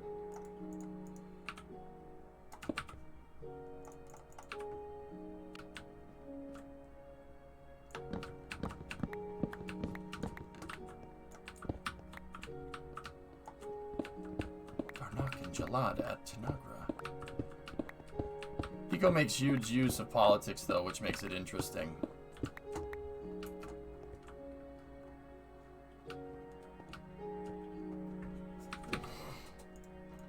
Drummer's like, oh, please, God, no. I don't know, man.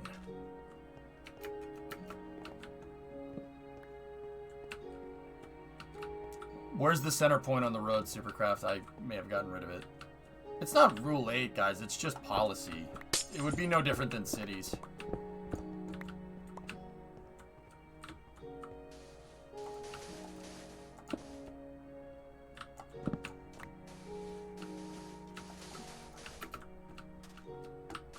Okay, we center pointed the road in the same spot. Cool.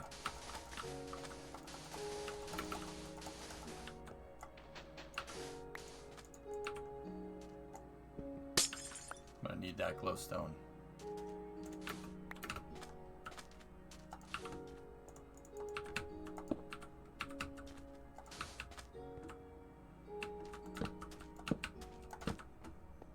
No, EJ, it's very Rule 8. You know what I would like to do? I saw how touchy people get when it comes to that stuff, Taradra. I would like to play eco and just ruin the entire ecosystem. Is that a bad thing? Is it bad if I want to do that? Am I a piece of crap? That's kind of a piece of crap thing to do, isn't it?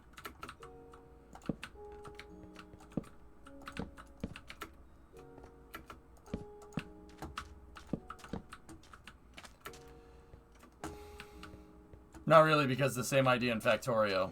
What's this, and why is it here? Love to, yeah, I would just ruin everything.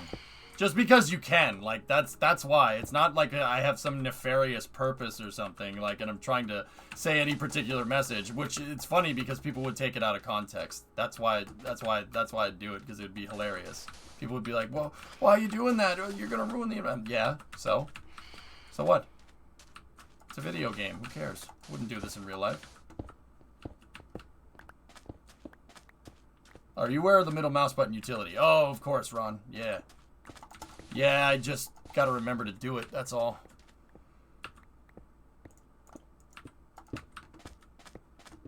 I don't want to play Eco. I have too many projects, guys.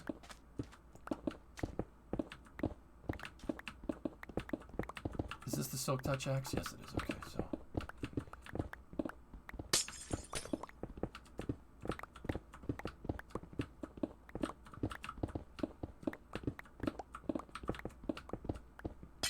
Yeah, no, I wouldn't do Eco right now, fellas. We've got too many projects. It'd be fun, but maybe some other time. As far as I'm concerned, dudes, there's so many other games that I have to go back and that I want, not have to. I want to go back and mess with. Like, I want to go back into Stormworks, Flight Simulator. You know, we have to finish the vertical main bus and Satisfactory. I have tons of projects. It's stuff, but sometimes I intentionally do long-term projects like this because that way you never run out of things to do.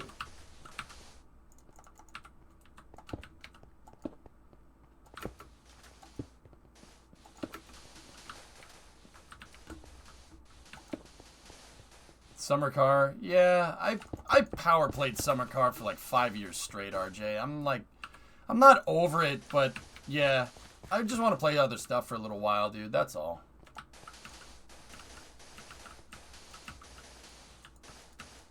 Like, dude, I just exclusively played that game every Wednesday night from like 2015 to like when the quarantine stream started, dude. So like literally 5 years. I'm all right.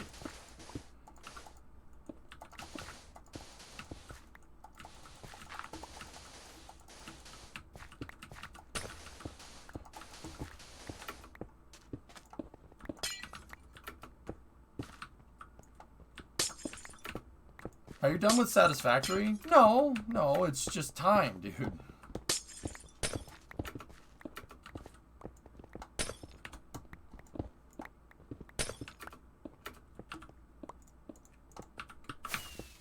How do you notice this stuff, man? Jeez.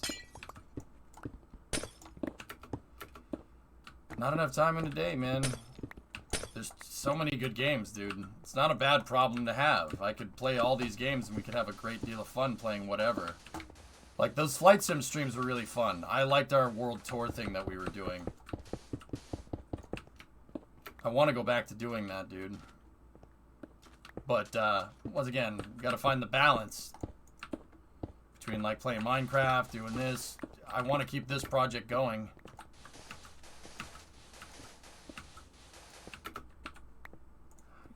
How do you know? Whatever. I'm not even gonna ask. Thanks, man. Have you played Empire Total War? No. But I did play Hearts of Iron, which is kind of the same. It's not, but... Hearts of Iron was fun. I enjoyed playing that game. I'd love to go play that game again. I remember somebody called me a warmonger for playing that game. That was fun. I enjoyed that.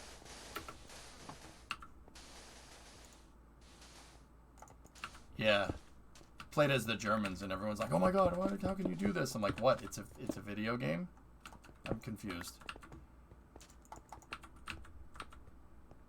And remember when I played Greece, and I ended up taking over, like, most of Asia as Greece?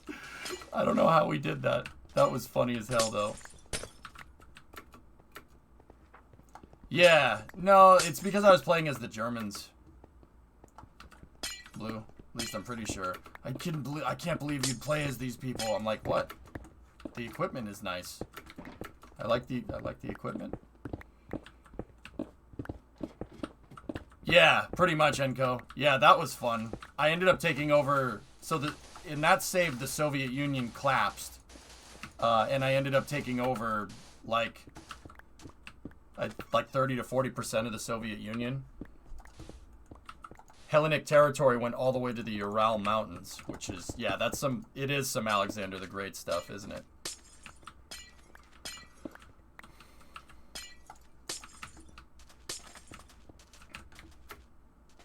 All right, let's go down this end here.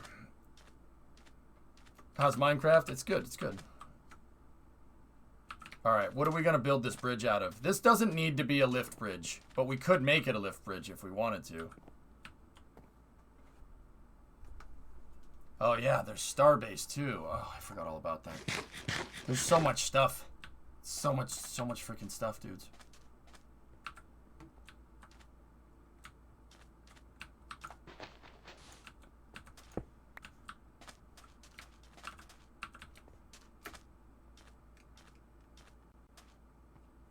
I had Germany take over the entire world.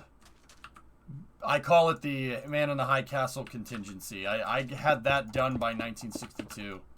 I ended up obliterating the U.S. in a nuclear fire. I made sure that I completely leveled Massachusetts and made sure it would be uninhabitable for decades. Yeah, I leveled my own city, which I thought was funny. It made me laugh.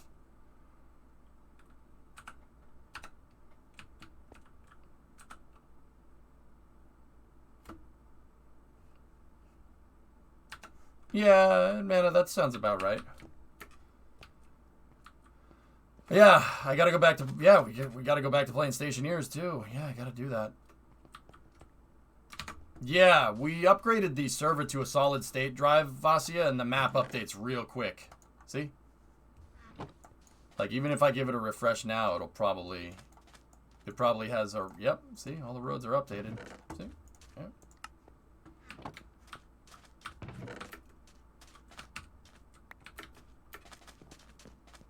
Do you have a link for the map? Yeah, just exclamation point map in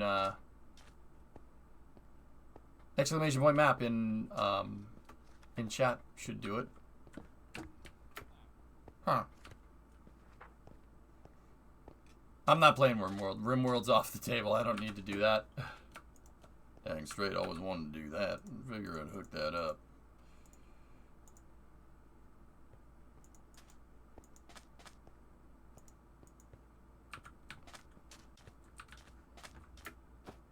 Excited for the Minecraft update? Yeah, doesn't really... I'm not going to say it doesn't do much for me. I mean, it's more vanilla Minecraft gameplay, and that's not really what I do, I guess.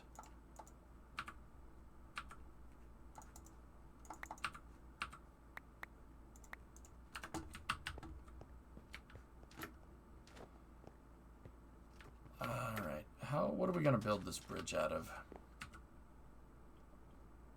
Why did you stop playing RimWorld? Oh, I raged at it. No joke. I raged at RimWorld. I had a tier 1 medical system. Like, I had all the best medical things. People could survive bullet wounds, gunshot wounds, whatever. Mechanoid swarms. And the game hit me with a mechanoid swarm and then a plague at the same time. And there was nothing I could have done. It literally killed everyone. And I'm just like, well, this game sucks. Bye. And I understand that's the point. I get it. Believe me. I understand that that's kind of the idea. That's the whole point of the thing, but still pissed me off. I'm just like, nah, I don't want to play this anymore. Oh, I played with no reloads, Phil. No reloading. Whatever happens, happens. Yeah. Yeah. Like, I had the best medical system. Everyone was in good health. I was catering to everyone's needs. I had everything under control. A mechanoid swarm came, right? And it hurt everybody, right? And then they were all healing in the hospital, all the people that got hurt. And the game was like, no, these people have plague now. And the plague killed my doctor, like, instantly, and then that was the end of that. I'm just like, wow, that's dumb. That's really not how this works. The doctor, I might add, was not injured. So I was just like, wow, this is stupid. Yeah, I don't want to play this game anymore. So that's kind of how it ended.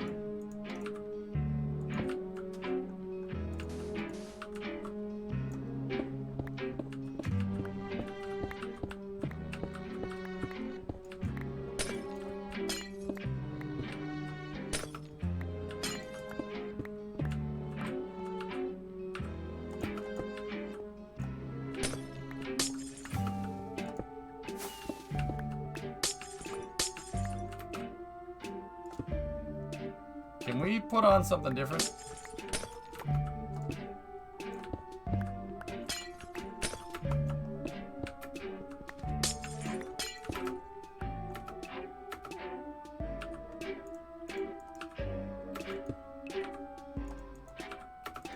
Milo, he sucks.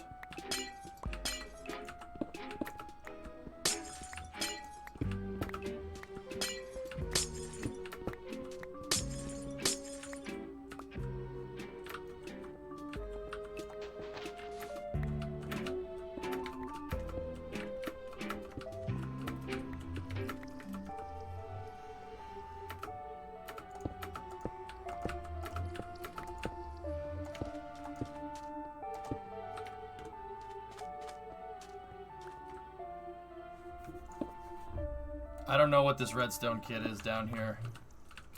Oh, we might have to get rid of it. I don't know what this is for. Oh, I'm with you, Matt. That one, Mello, he sucks. Where's Chirp? Give me Chirp. Chirp is the Chad tier music. Also, Matt, what's going on? How are you? Get this crap out of here. Get this junk out of here. Where's blocks? Cat.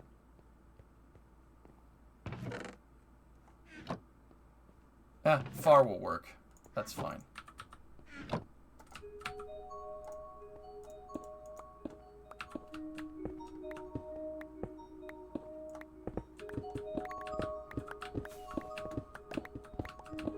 Good go, you. I got no complaints, man. You have a good Memorial Day. I saw you were doing some stuff with Stack Up. Matt, I have a question. Do you work for Stack Up now? I probably should know this, dude, but you know how I'm socially inept when it comes to this stuff.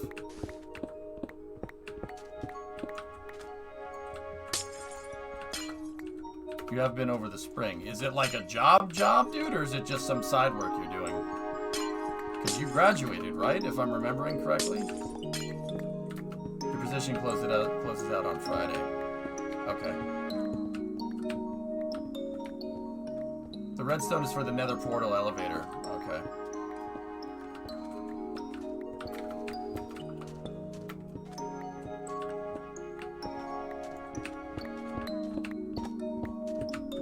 Temp job? Well, hey, some experience.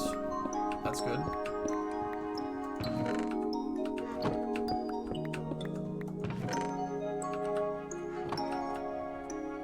I don't know whose crates these are, and I don't know why they're here.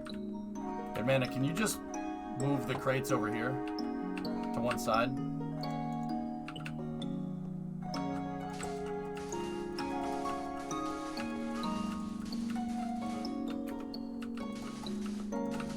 I don't know whose they are. Somebody that's trying to hide something, I think. Most likely Tessa's. Leave the chest, I'll see whose it is. Alright, don't touch him. Just build the road around him, I suppose. I need more yellow concrete for the middle of the road.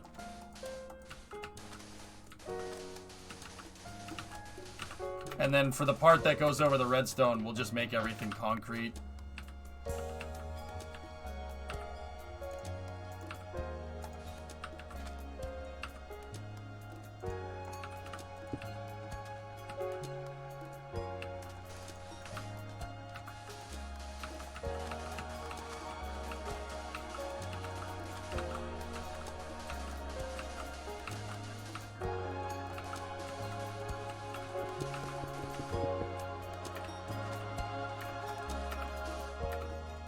You ever get into modded Minecraft? No requests. I played Feed the Beast way back when. This was like 10 years ago. Well, not 10 years ago. like 2010, 2011, and yeah, I didn't get too into it, dude, but the road will continue to the shipyard like this. Let me see.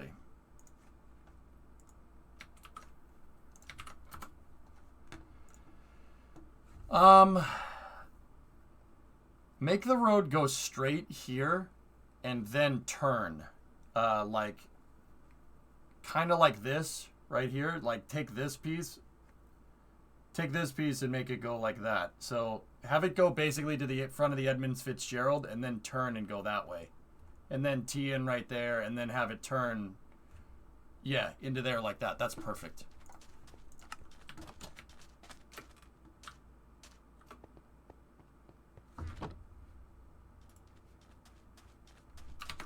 Yeah, have it go up here like this and then go to the left right here. I'd want to build like cranes here for the shipyard and have a staging area for the shipyard. The road doesn't ever go right next to the dry dock, right? So have it go this way and then have it kind of turn right here, like do a little S like that, like a little chicane, and then have it go up here and have it turn that way. This is basically it. I mean, that's fine.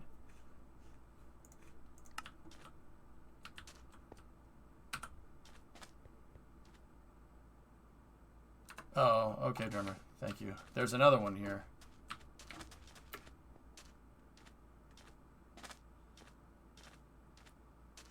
Yeah, Panta, that's right. Yeah, I'm going Tuesday, Wednesday, Thursday, Friday. Tuesday, Wednesday, Thursday, Friday. This week.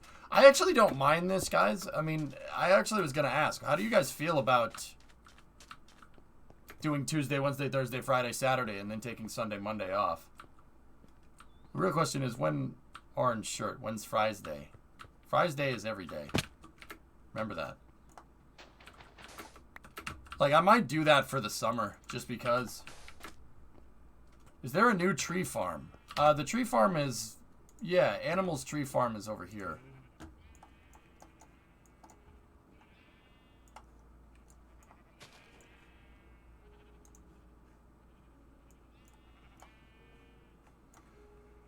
This entire area right there is the area for growing trees. Except for that, that's the highway. Don't grow trees there.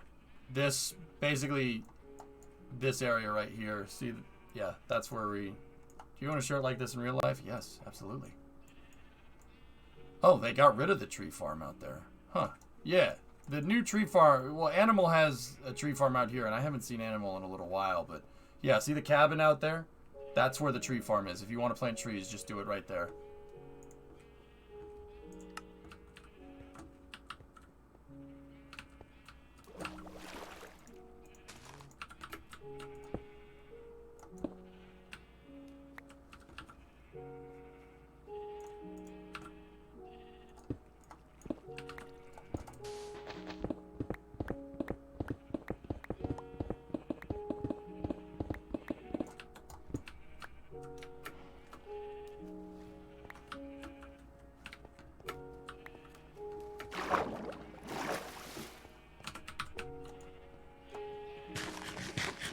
What was the schedule proposal?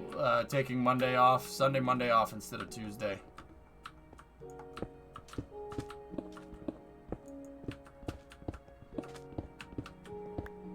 Sunday, Monday instead of Sunday, Tuesday.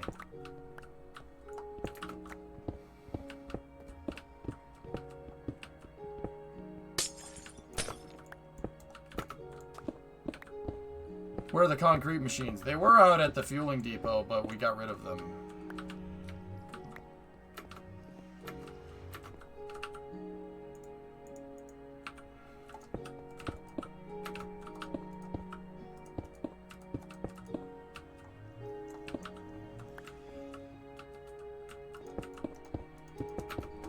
So I just kind of use wherever.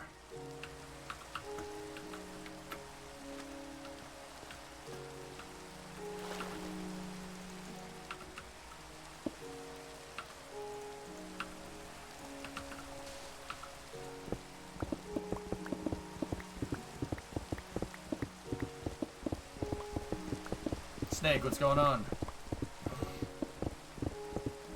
Yeah, Sebby, it's just something to ponder. I thought you'd stream yesterday and make a huge segment dedicated to Memorial Day.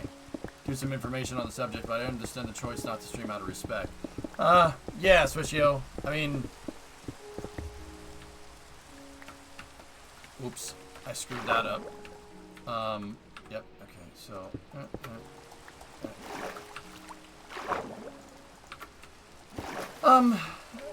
Dude, I saw a lot of people...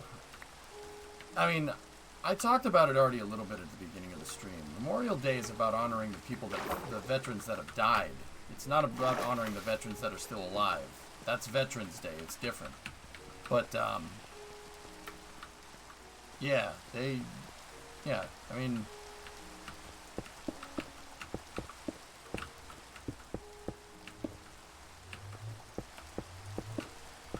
You don't need to celebrate any one particular event on Memorial Day. In fact, I wouldn't even call it a celebration, to be honest with you. It's not.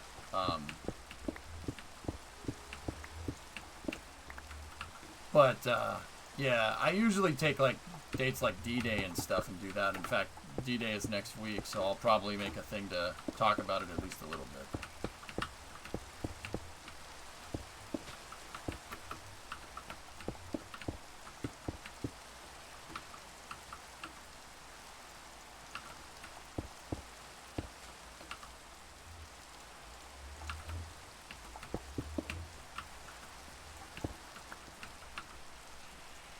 But yeah, you know, just it's a somber day. You remember the fallen. That's what we do on Memorial Day. Like, I don't know if you have anything like that over there, but you remember the people that have died, the people that have gave their life, and you know, to keep freedom going. That's something that I hold near and dear to my heart, but I try not to tell people about it. You know what I mean? Not out of some like shame or anything. It's just a thing that I hold pretty dear to my heart, you know? And I don't need to tell people about it. Like, some folks really feel the need to tell people how much, you know, they, you know, appreciate veterans. But I'll be honest with you, man, I don't need a day. I don't need a day dedicated every year to, you know, thank or remember a veteran. I just do it. That's just personal opinion, though. I mean, not everybody's going to be like that, and that's fine.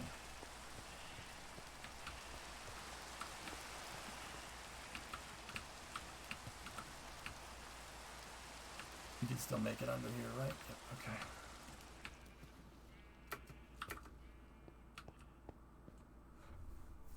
Play Hearts of Iron for D-Day. Oh, boy.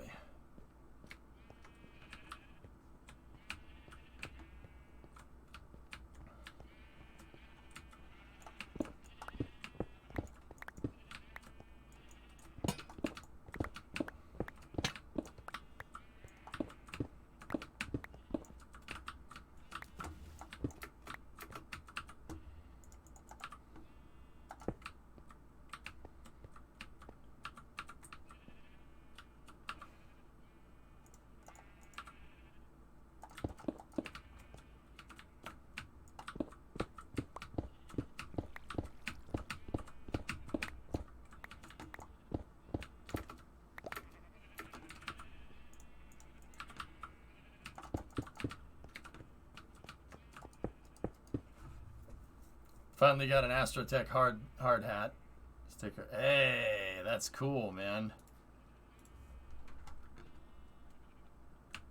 Play Battlefield 5 on D-Day? Eh. Yeah. Yeah. I did, you know what, geez, I did play Battlefield one time. And I think I actually have done that before, if I'm remembering right. I did that one time to teach people about D-Day and what happened and stuff. If I'm remembering correctly.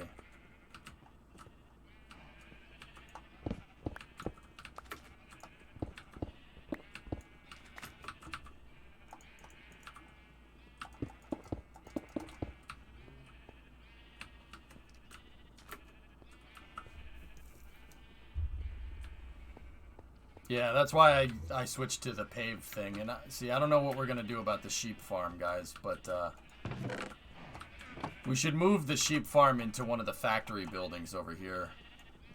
Benno, are you on board with doing that? Moving the sheep factory somewhere?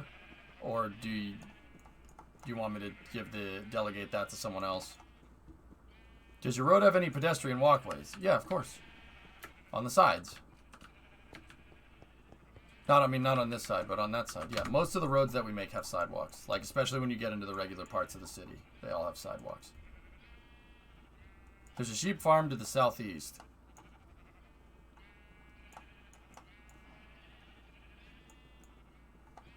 Crosswalks, I mean. Yes. But this is the shipyard part, so...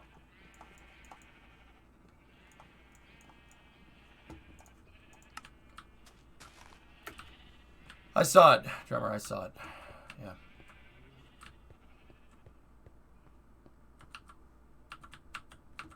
Anyway. Yeah, I don't know. I think we should just make a parking lot here. We should move that. We should move the sheep farm somewhere.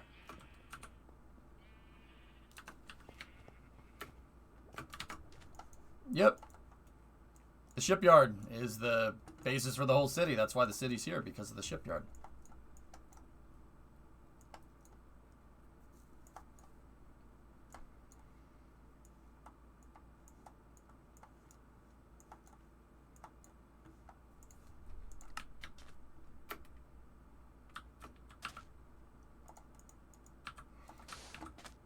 I need more yellow concrete.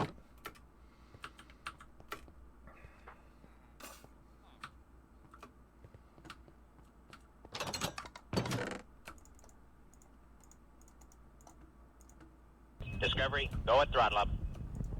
Goat at throttle up.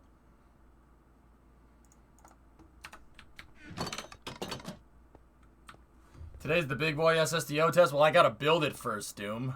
I gotta build the thing, but yeah. Yeah, design, yep.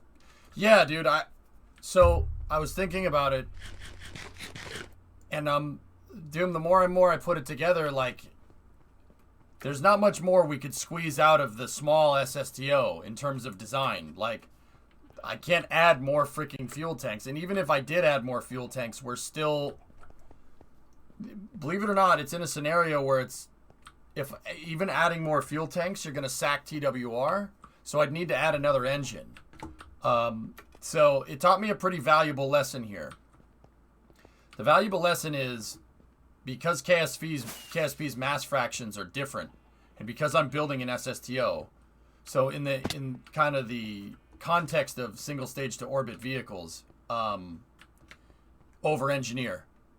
Kerbal's mass fraction is caca. So if I want to build something that moves 18 tons into space in KSP, dude, I'm going to basically make sure it has enough delta V to put 18 tons to translunar injection in KSP. The reason is because, yeah, you should over-engineer, because the mass fraction in Kerbal is caca. So basically build a bigger rocket, which is going to be difficult. It's going to be hard to get something that's the size of a Neptune rocket to freaking fly correctly, but we'll do it. The little one works, Josh. Yeah, it works just fine. It doesn't make it into space, though. That's the problem. Not enough delta V. Not enough delta V, dude. It's short by about 200, 300 total if you want to have it come back down, and that's because the fuel tank design that I built it around, that I built my aeroshell around, is no good because the mass fraction in Kerbal is caca. So it is an SSTO, but it's a single stage to ocean, not a single stage to orbit.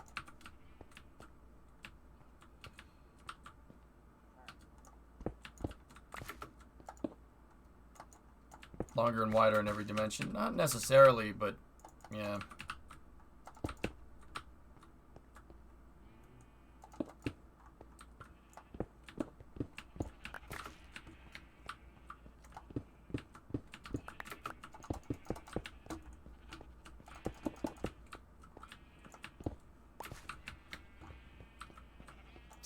Sounds like the beginning of a Pink Floyd song.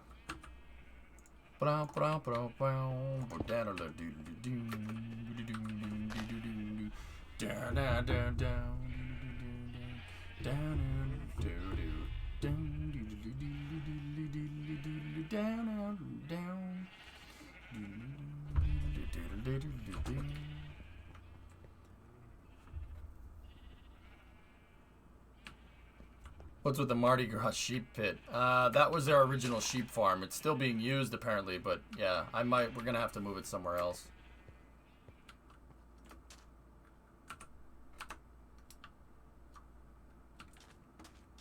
The Freedom Rocket is on its way out. It's being retired in favor of SSDO development. Chat wanted that. That's what they wanted. So I don't know where we'll move that sheep farm to. I think we should put it in one of the industrial buildings over here. That's kind of what it's for. That's why I had Benno build these things. Oh, that Freedom. My bad. Yeah, the Freedom Littoral combat ships. They're moored right there next to the Zumwalt. Why? The sheep farm is southeast. It's over here. Why don't we... That's a long way away. Don't you think? All right. Just move... Vex, just move the sheep out there. That's fine. If that's what we want.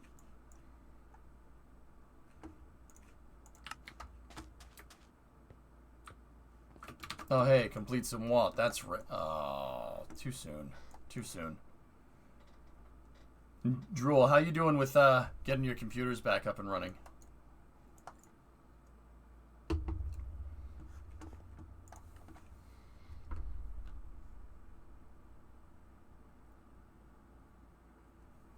Oh, that's cool, Thomas. Not yet, you're paying for college. Okay.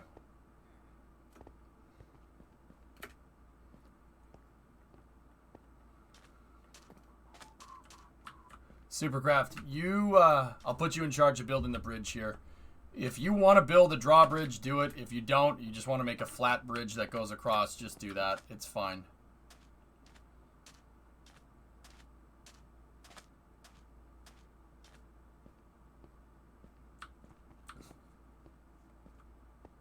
Yeah, if you don't want to build that, just build a regular bridge. It's really not a big deal. We have the channels over there for ships to get out, quote unquote, if they need to.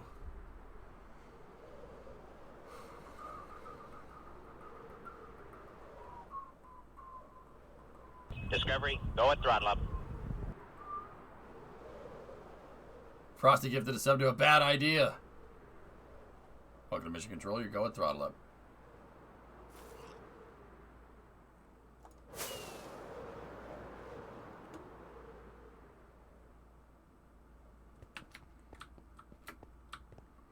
Yeah, RJ, I'll just make the tanks first. Exactly. That's the same thing that I did the last time. And speaking of that, it's pretty much time to do that. We'll go into some quick space news, and then we'll... Actually, we'll probably just talk about space news while I'm loading up KSP. Frosty, everything's good. How are you? Thanks for the subs. Or sub, I should say. Thank you.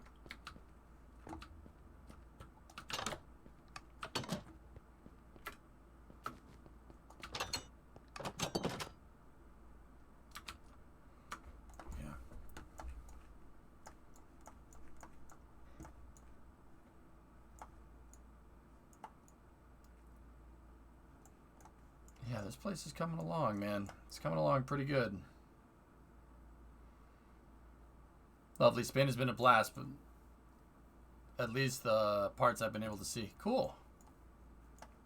Oh yeah, that's right, Frosty. You did tell me. You told me you were going over to España. It's cool, man. Why is there a submarine on land? It's the Maritime Museum. World Killer is doing my Maritime Museum. I had him take the crane that we just relocated that was over here and put it in the Maritime Museum. Yeah, it's cool. There's a bunch of ships there. And you know what? The other thing that we should do... Oh, Bram built the excavation site out. That's really cool. Yeah, there's a... Oh, actually, you know what? I want to go see that real quick.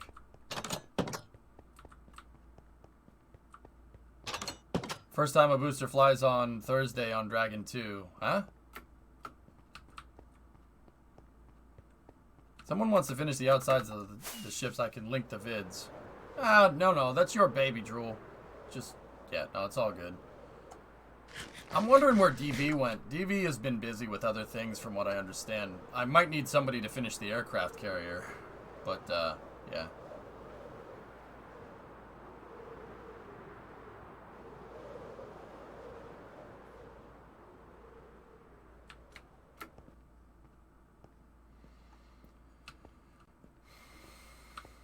We also got to figure out where the railroad tracks are going to go from here.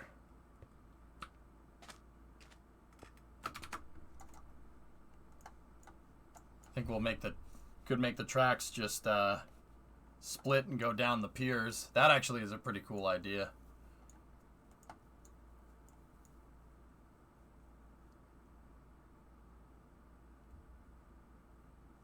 Yeah, it's a brand new Falcon 9.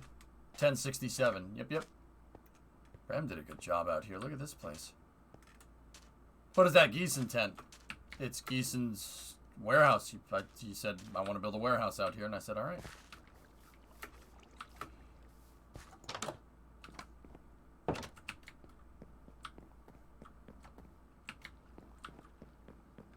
New Zealand signs the Artemis Accords. Cool. Yeah, there was a ship. There was a ship here, and we built an excavation site around it.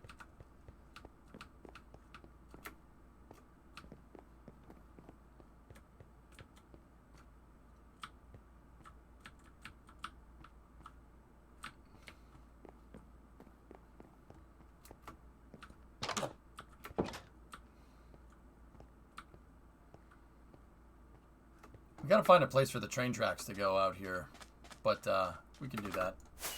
Yeah, it's pretty neat. Yeah. And then the road deck is up here. So the tracks, I'll probably have the tracks we'll probably build like a freight yard right here or something, and then have them turn and go this way.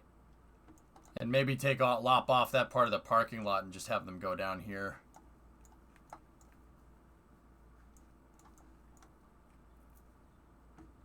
Or just have them go straight to the end of the pier. There's a lot of stuff we could do. Maybe we could fill this in and have the tracks turn this way next to the bridge right here. Fill this in and build kind of like a freight yard or something there. Supercraft's working on the service road right now, Goalie. Yeah. I'll have the road connect in here. This road right here will cross and go over there. I know, Supercraft's connecting into your road right now, dude. Yeah, we put an Iowa up in there. Wiss and Drool Bucket built this thing. It's on a floating dry dock. Dude, pretty cool, huh?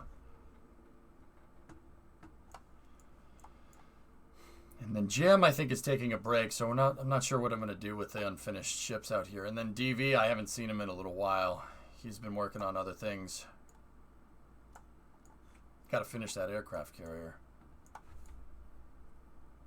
Either that or we'll get rid of it. Anyway, guys, I got hot dogs and tater tots waiting for me, so I'm gonna check out here for Minecraft, and I'm gonna take a quick break, and then we'll start Space News. So,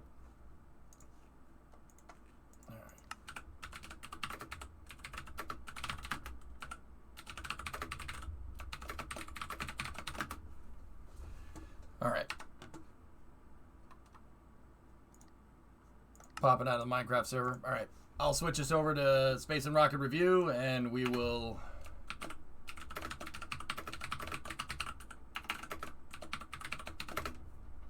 and we'll go from there.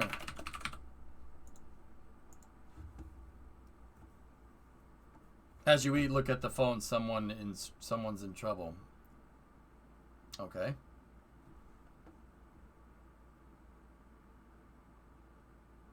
Well, we're going to do a quick space news, guys, and I actually mean that. It's not going to last very long. And we'll kind of start up Kerbal and do space news at kind of the same time. Anyway, I'll be back in about, 10 minutes, 15 minutes. I'm just going to grab a quick bite, and, yep, I will see you guys then.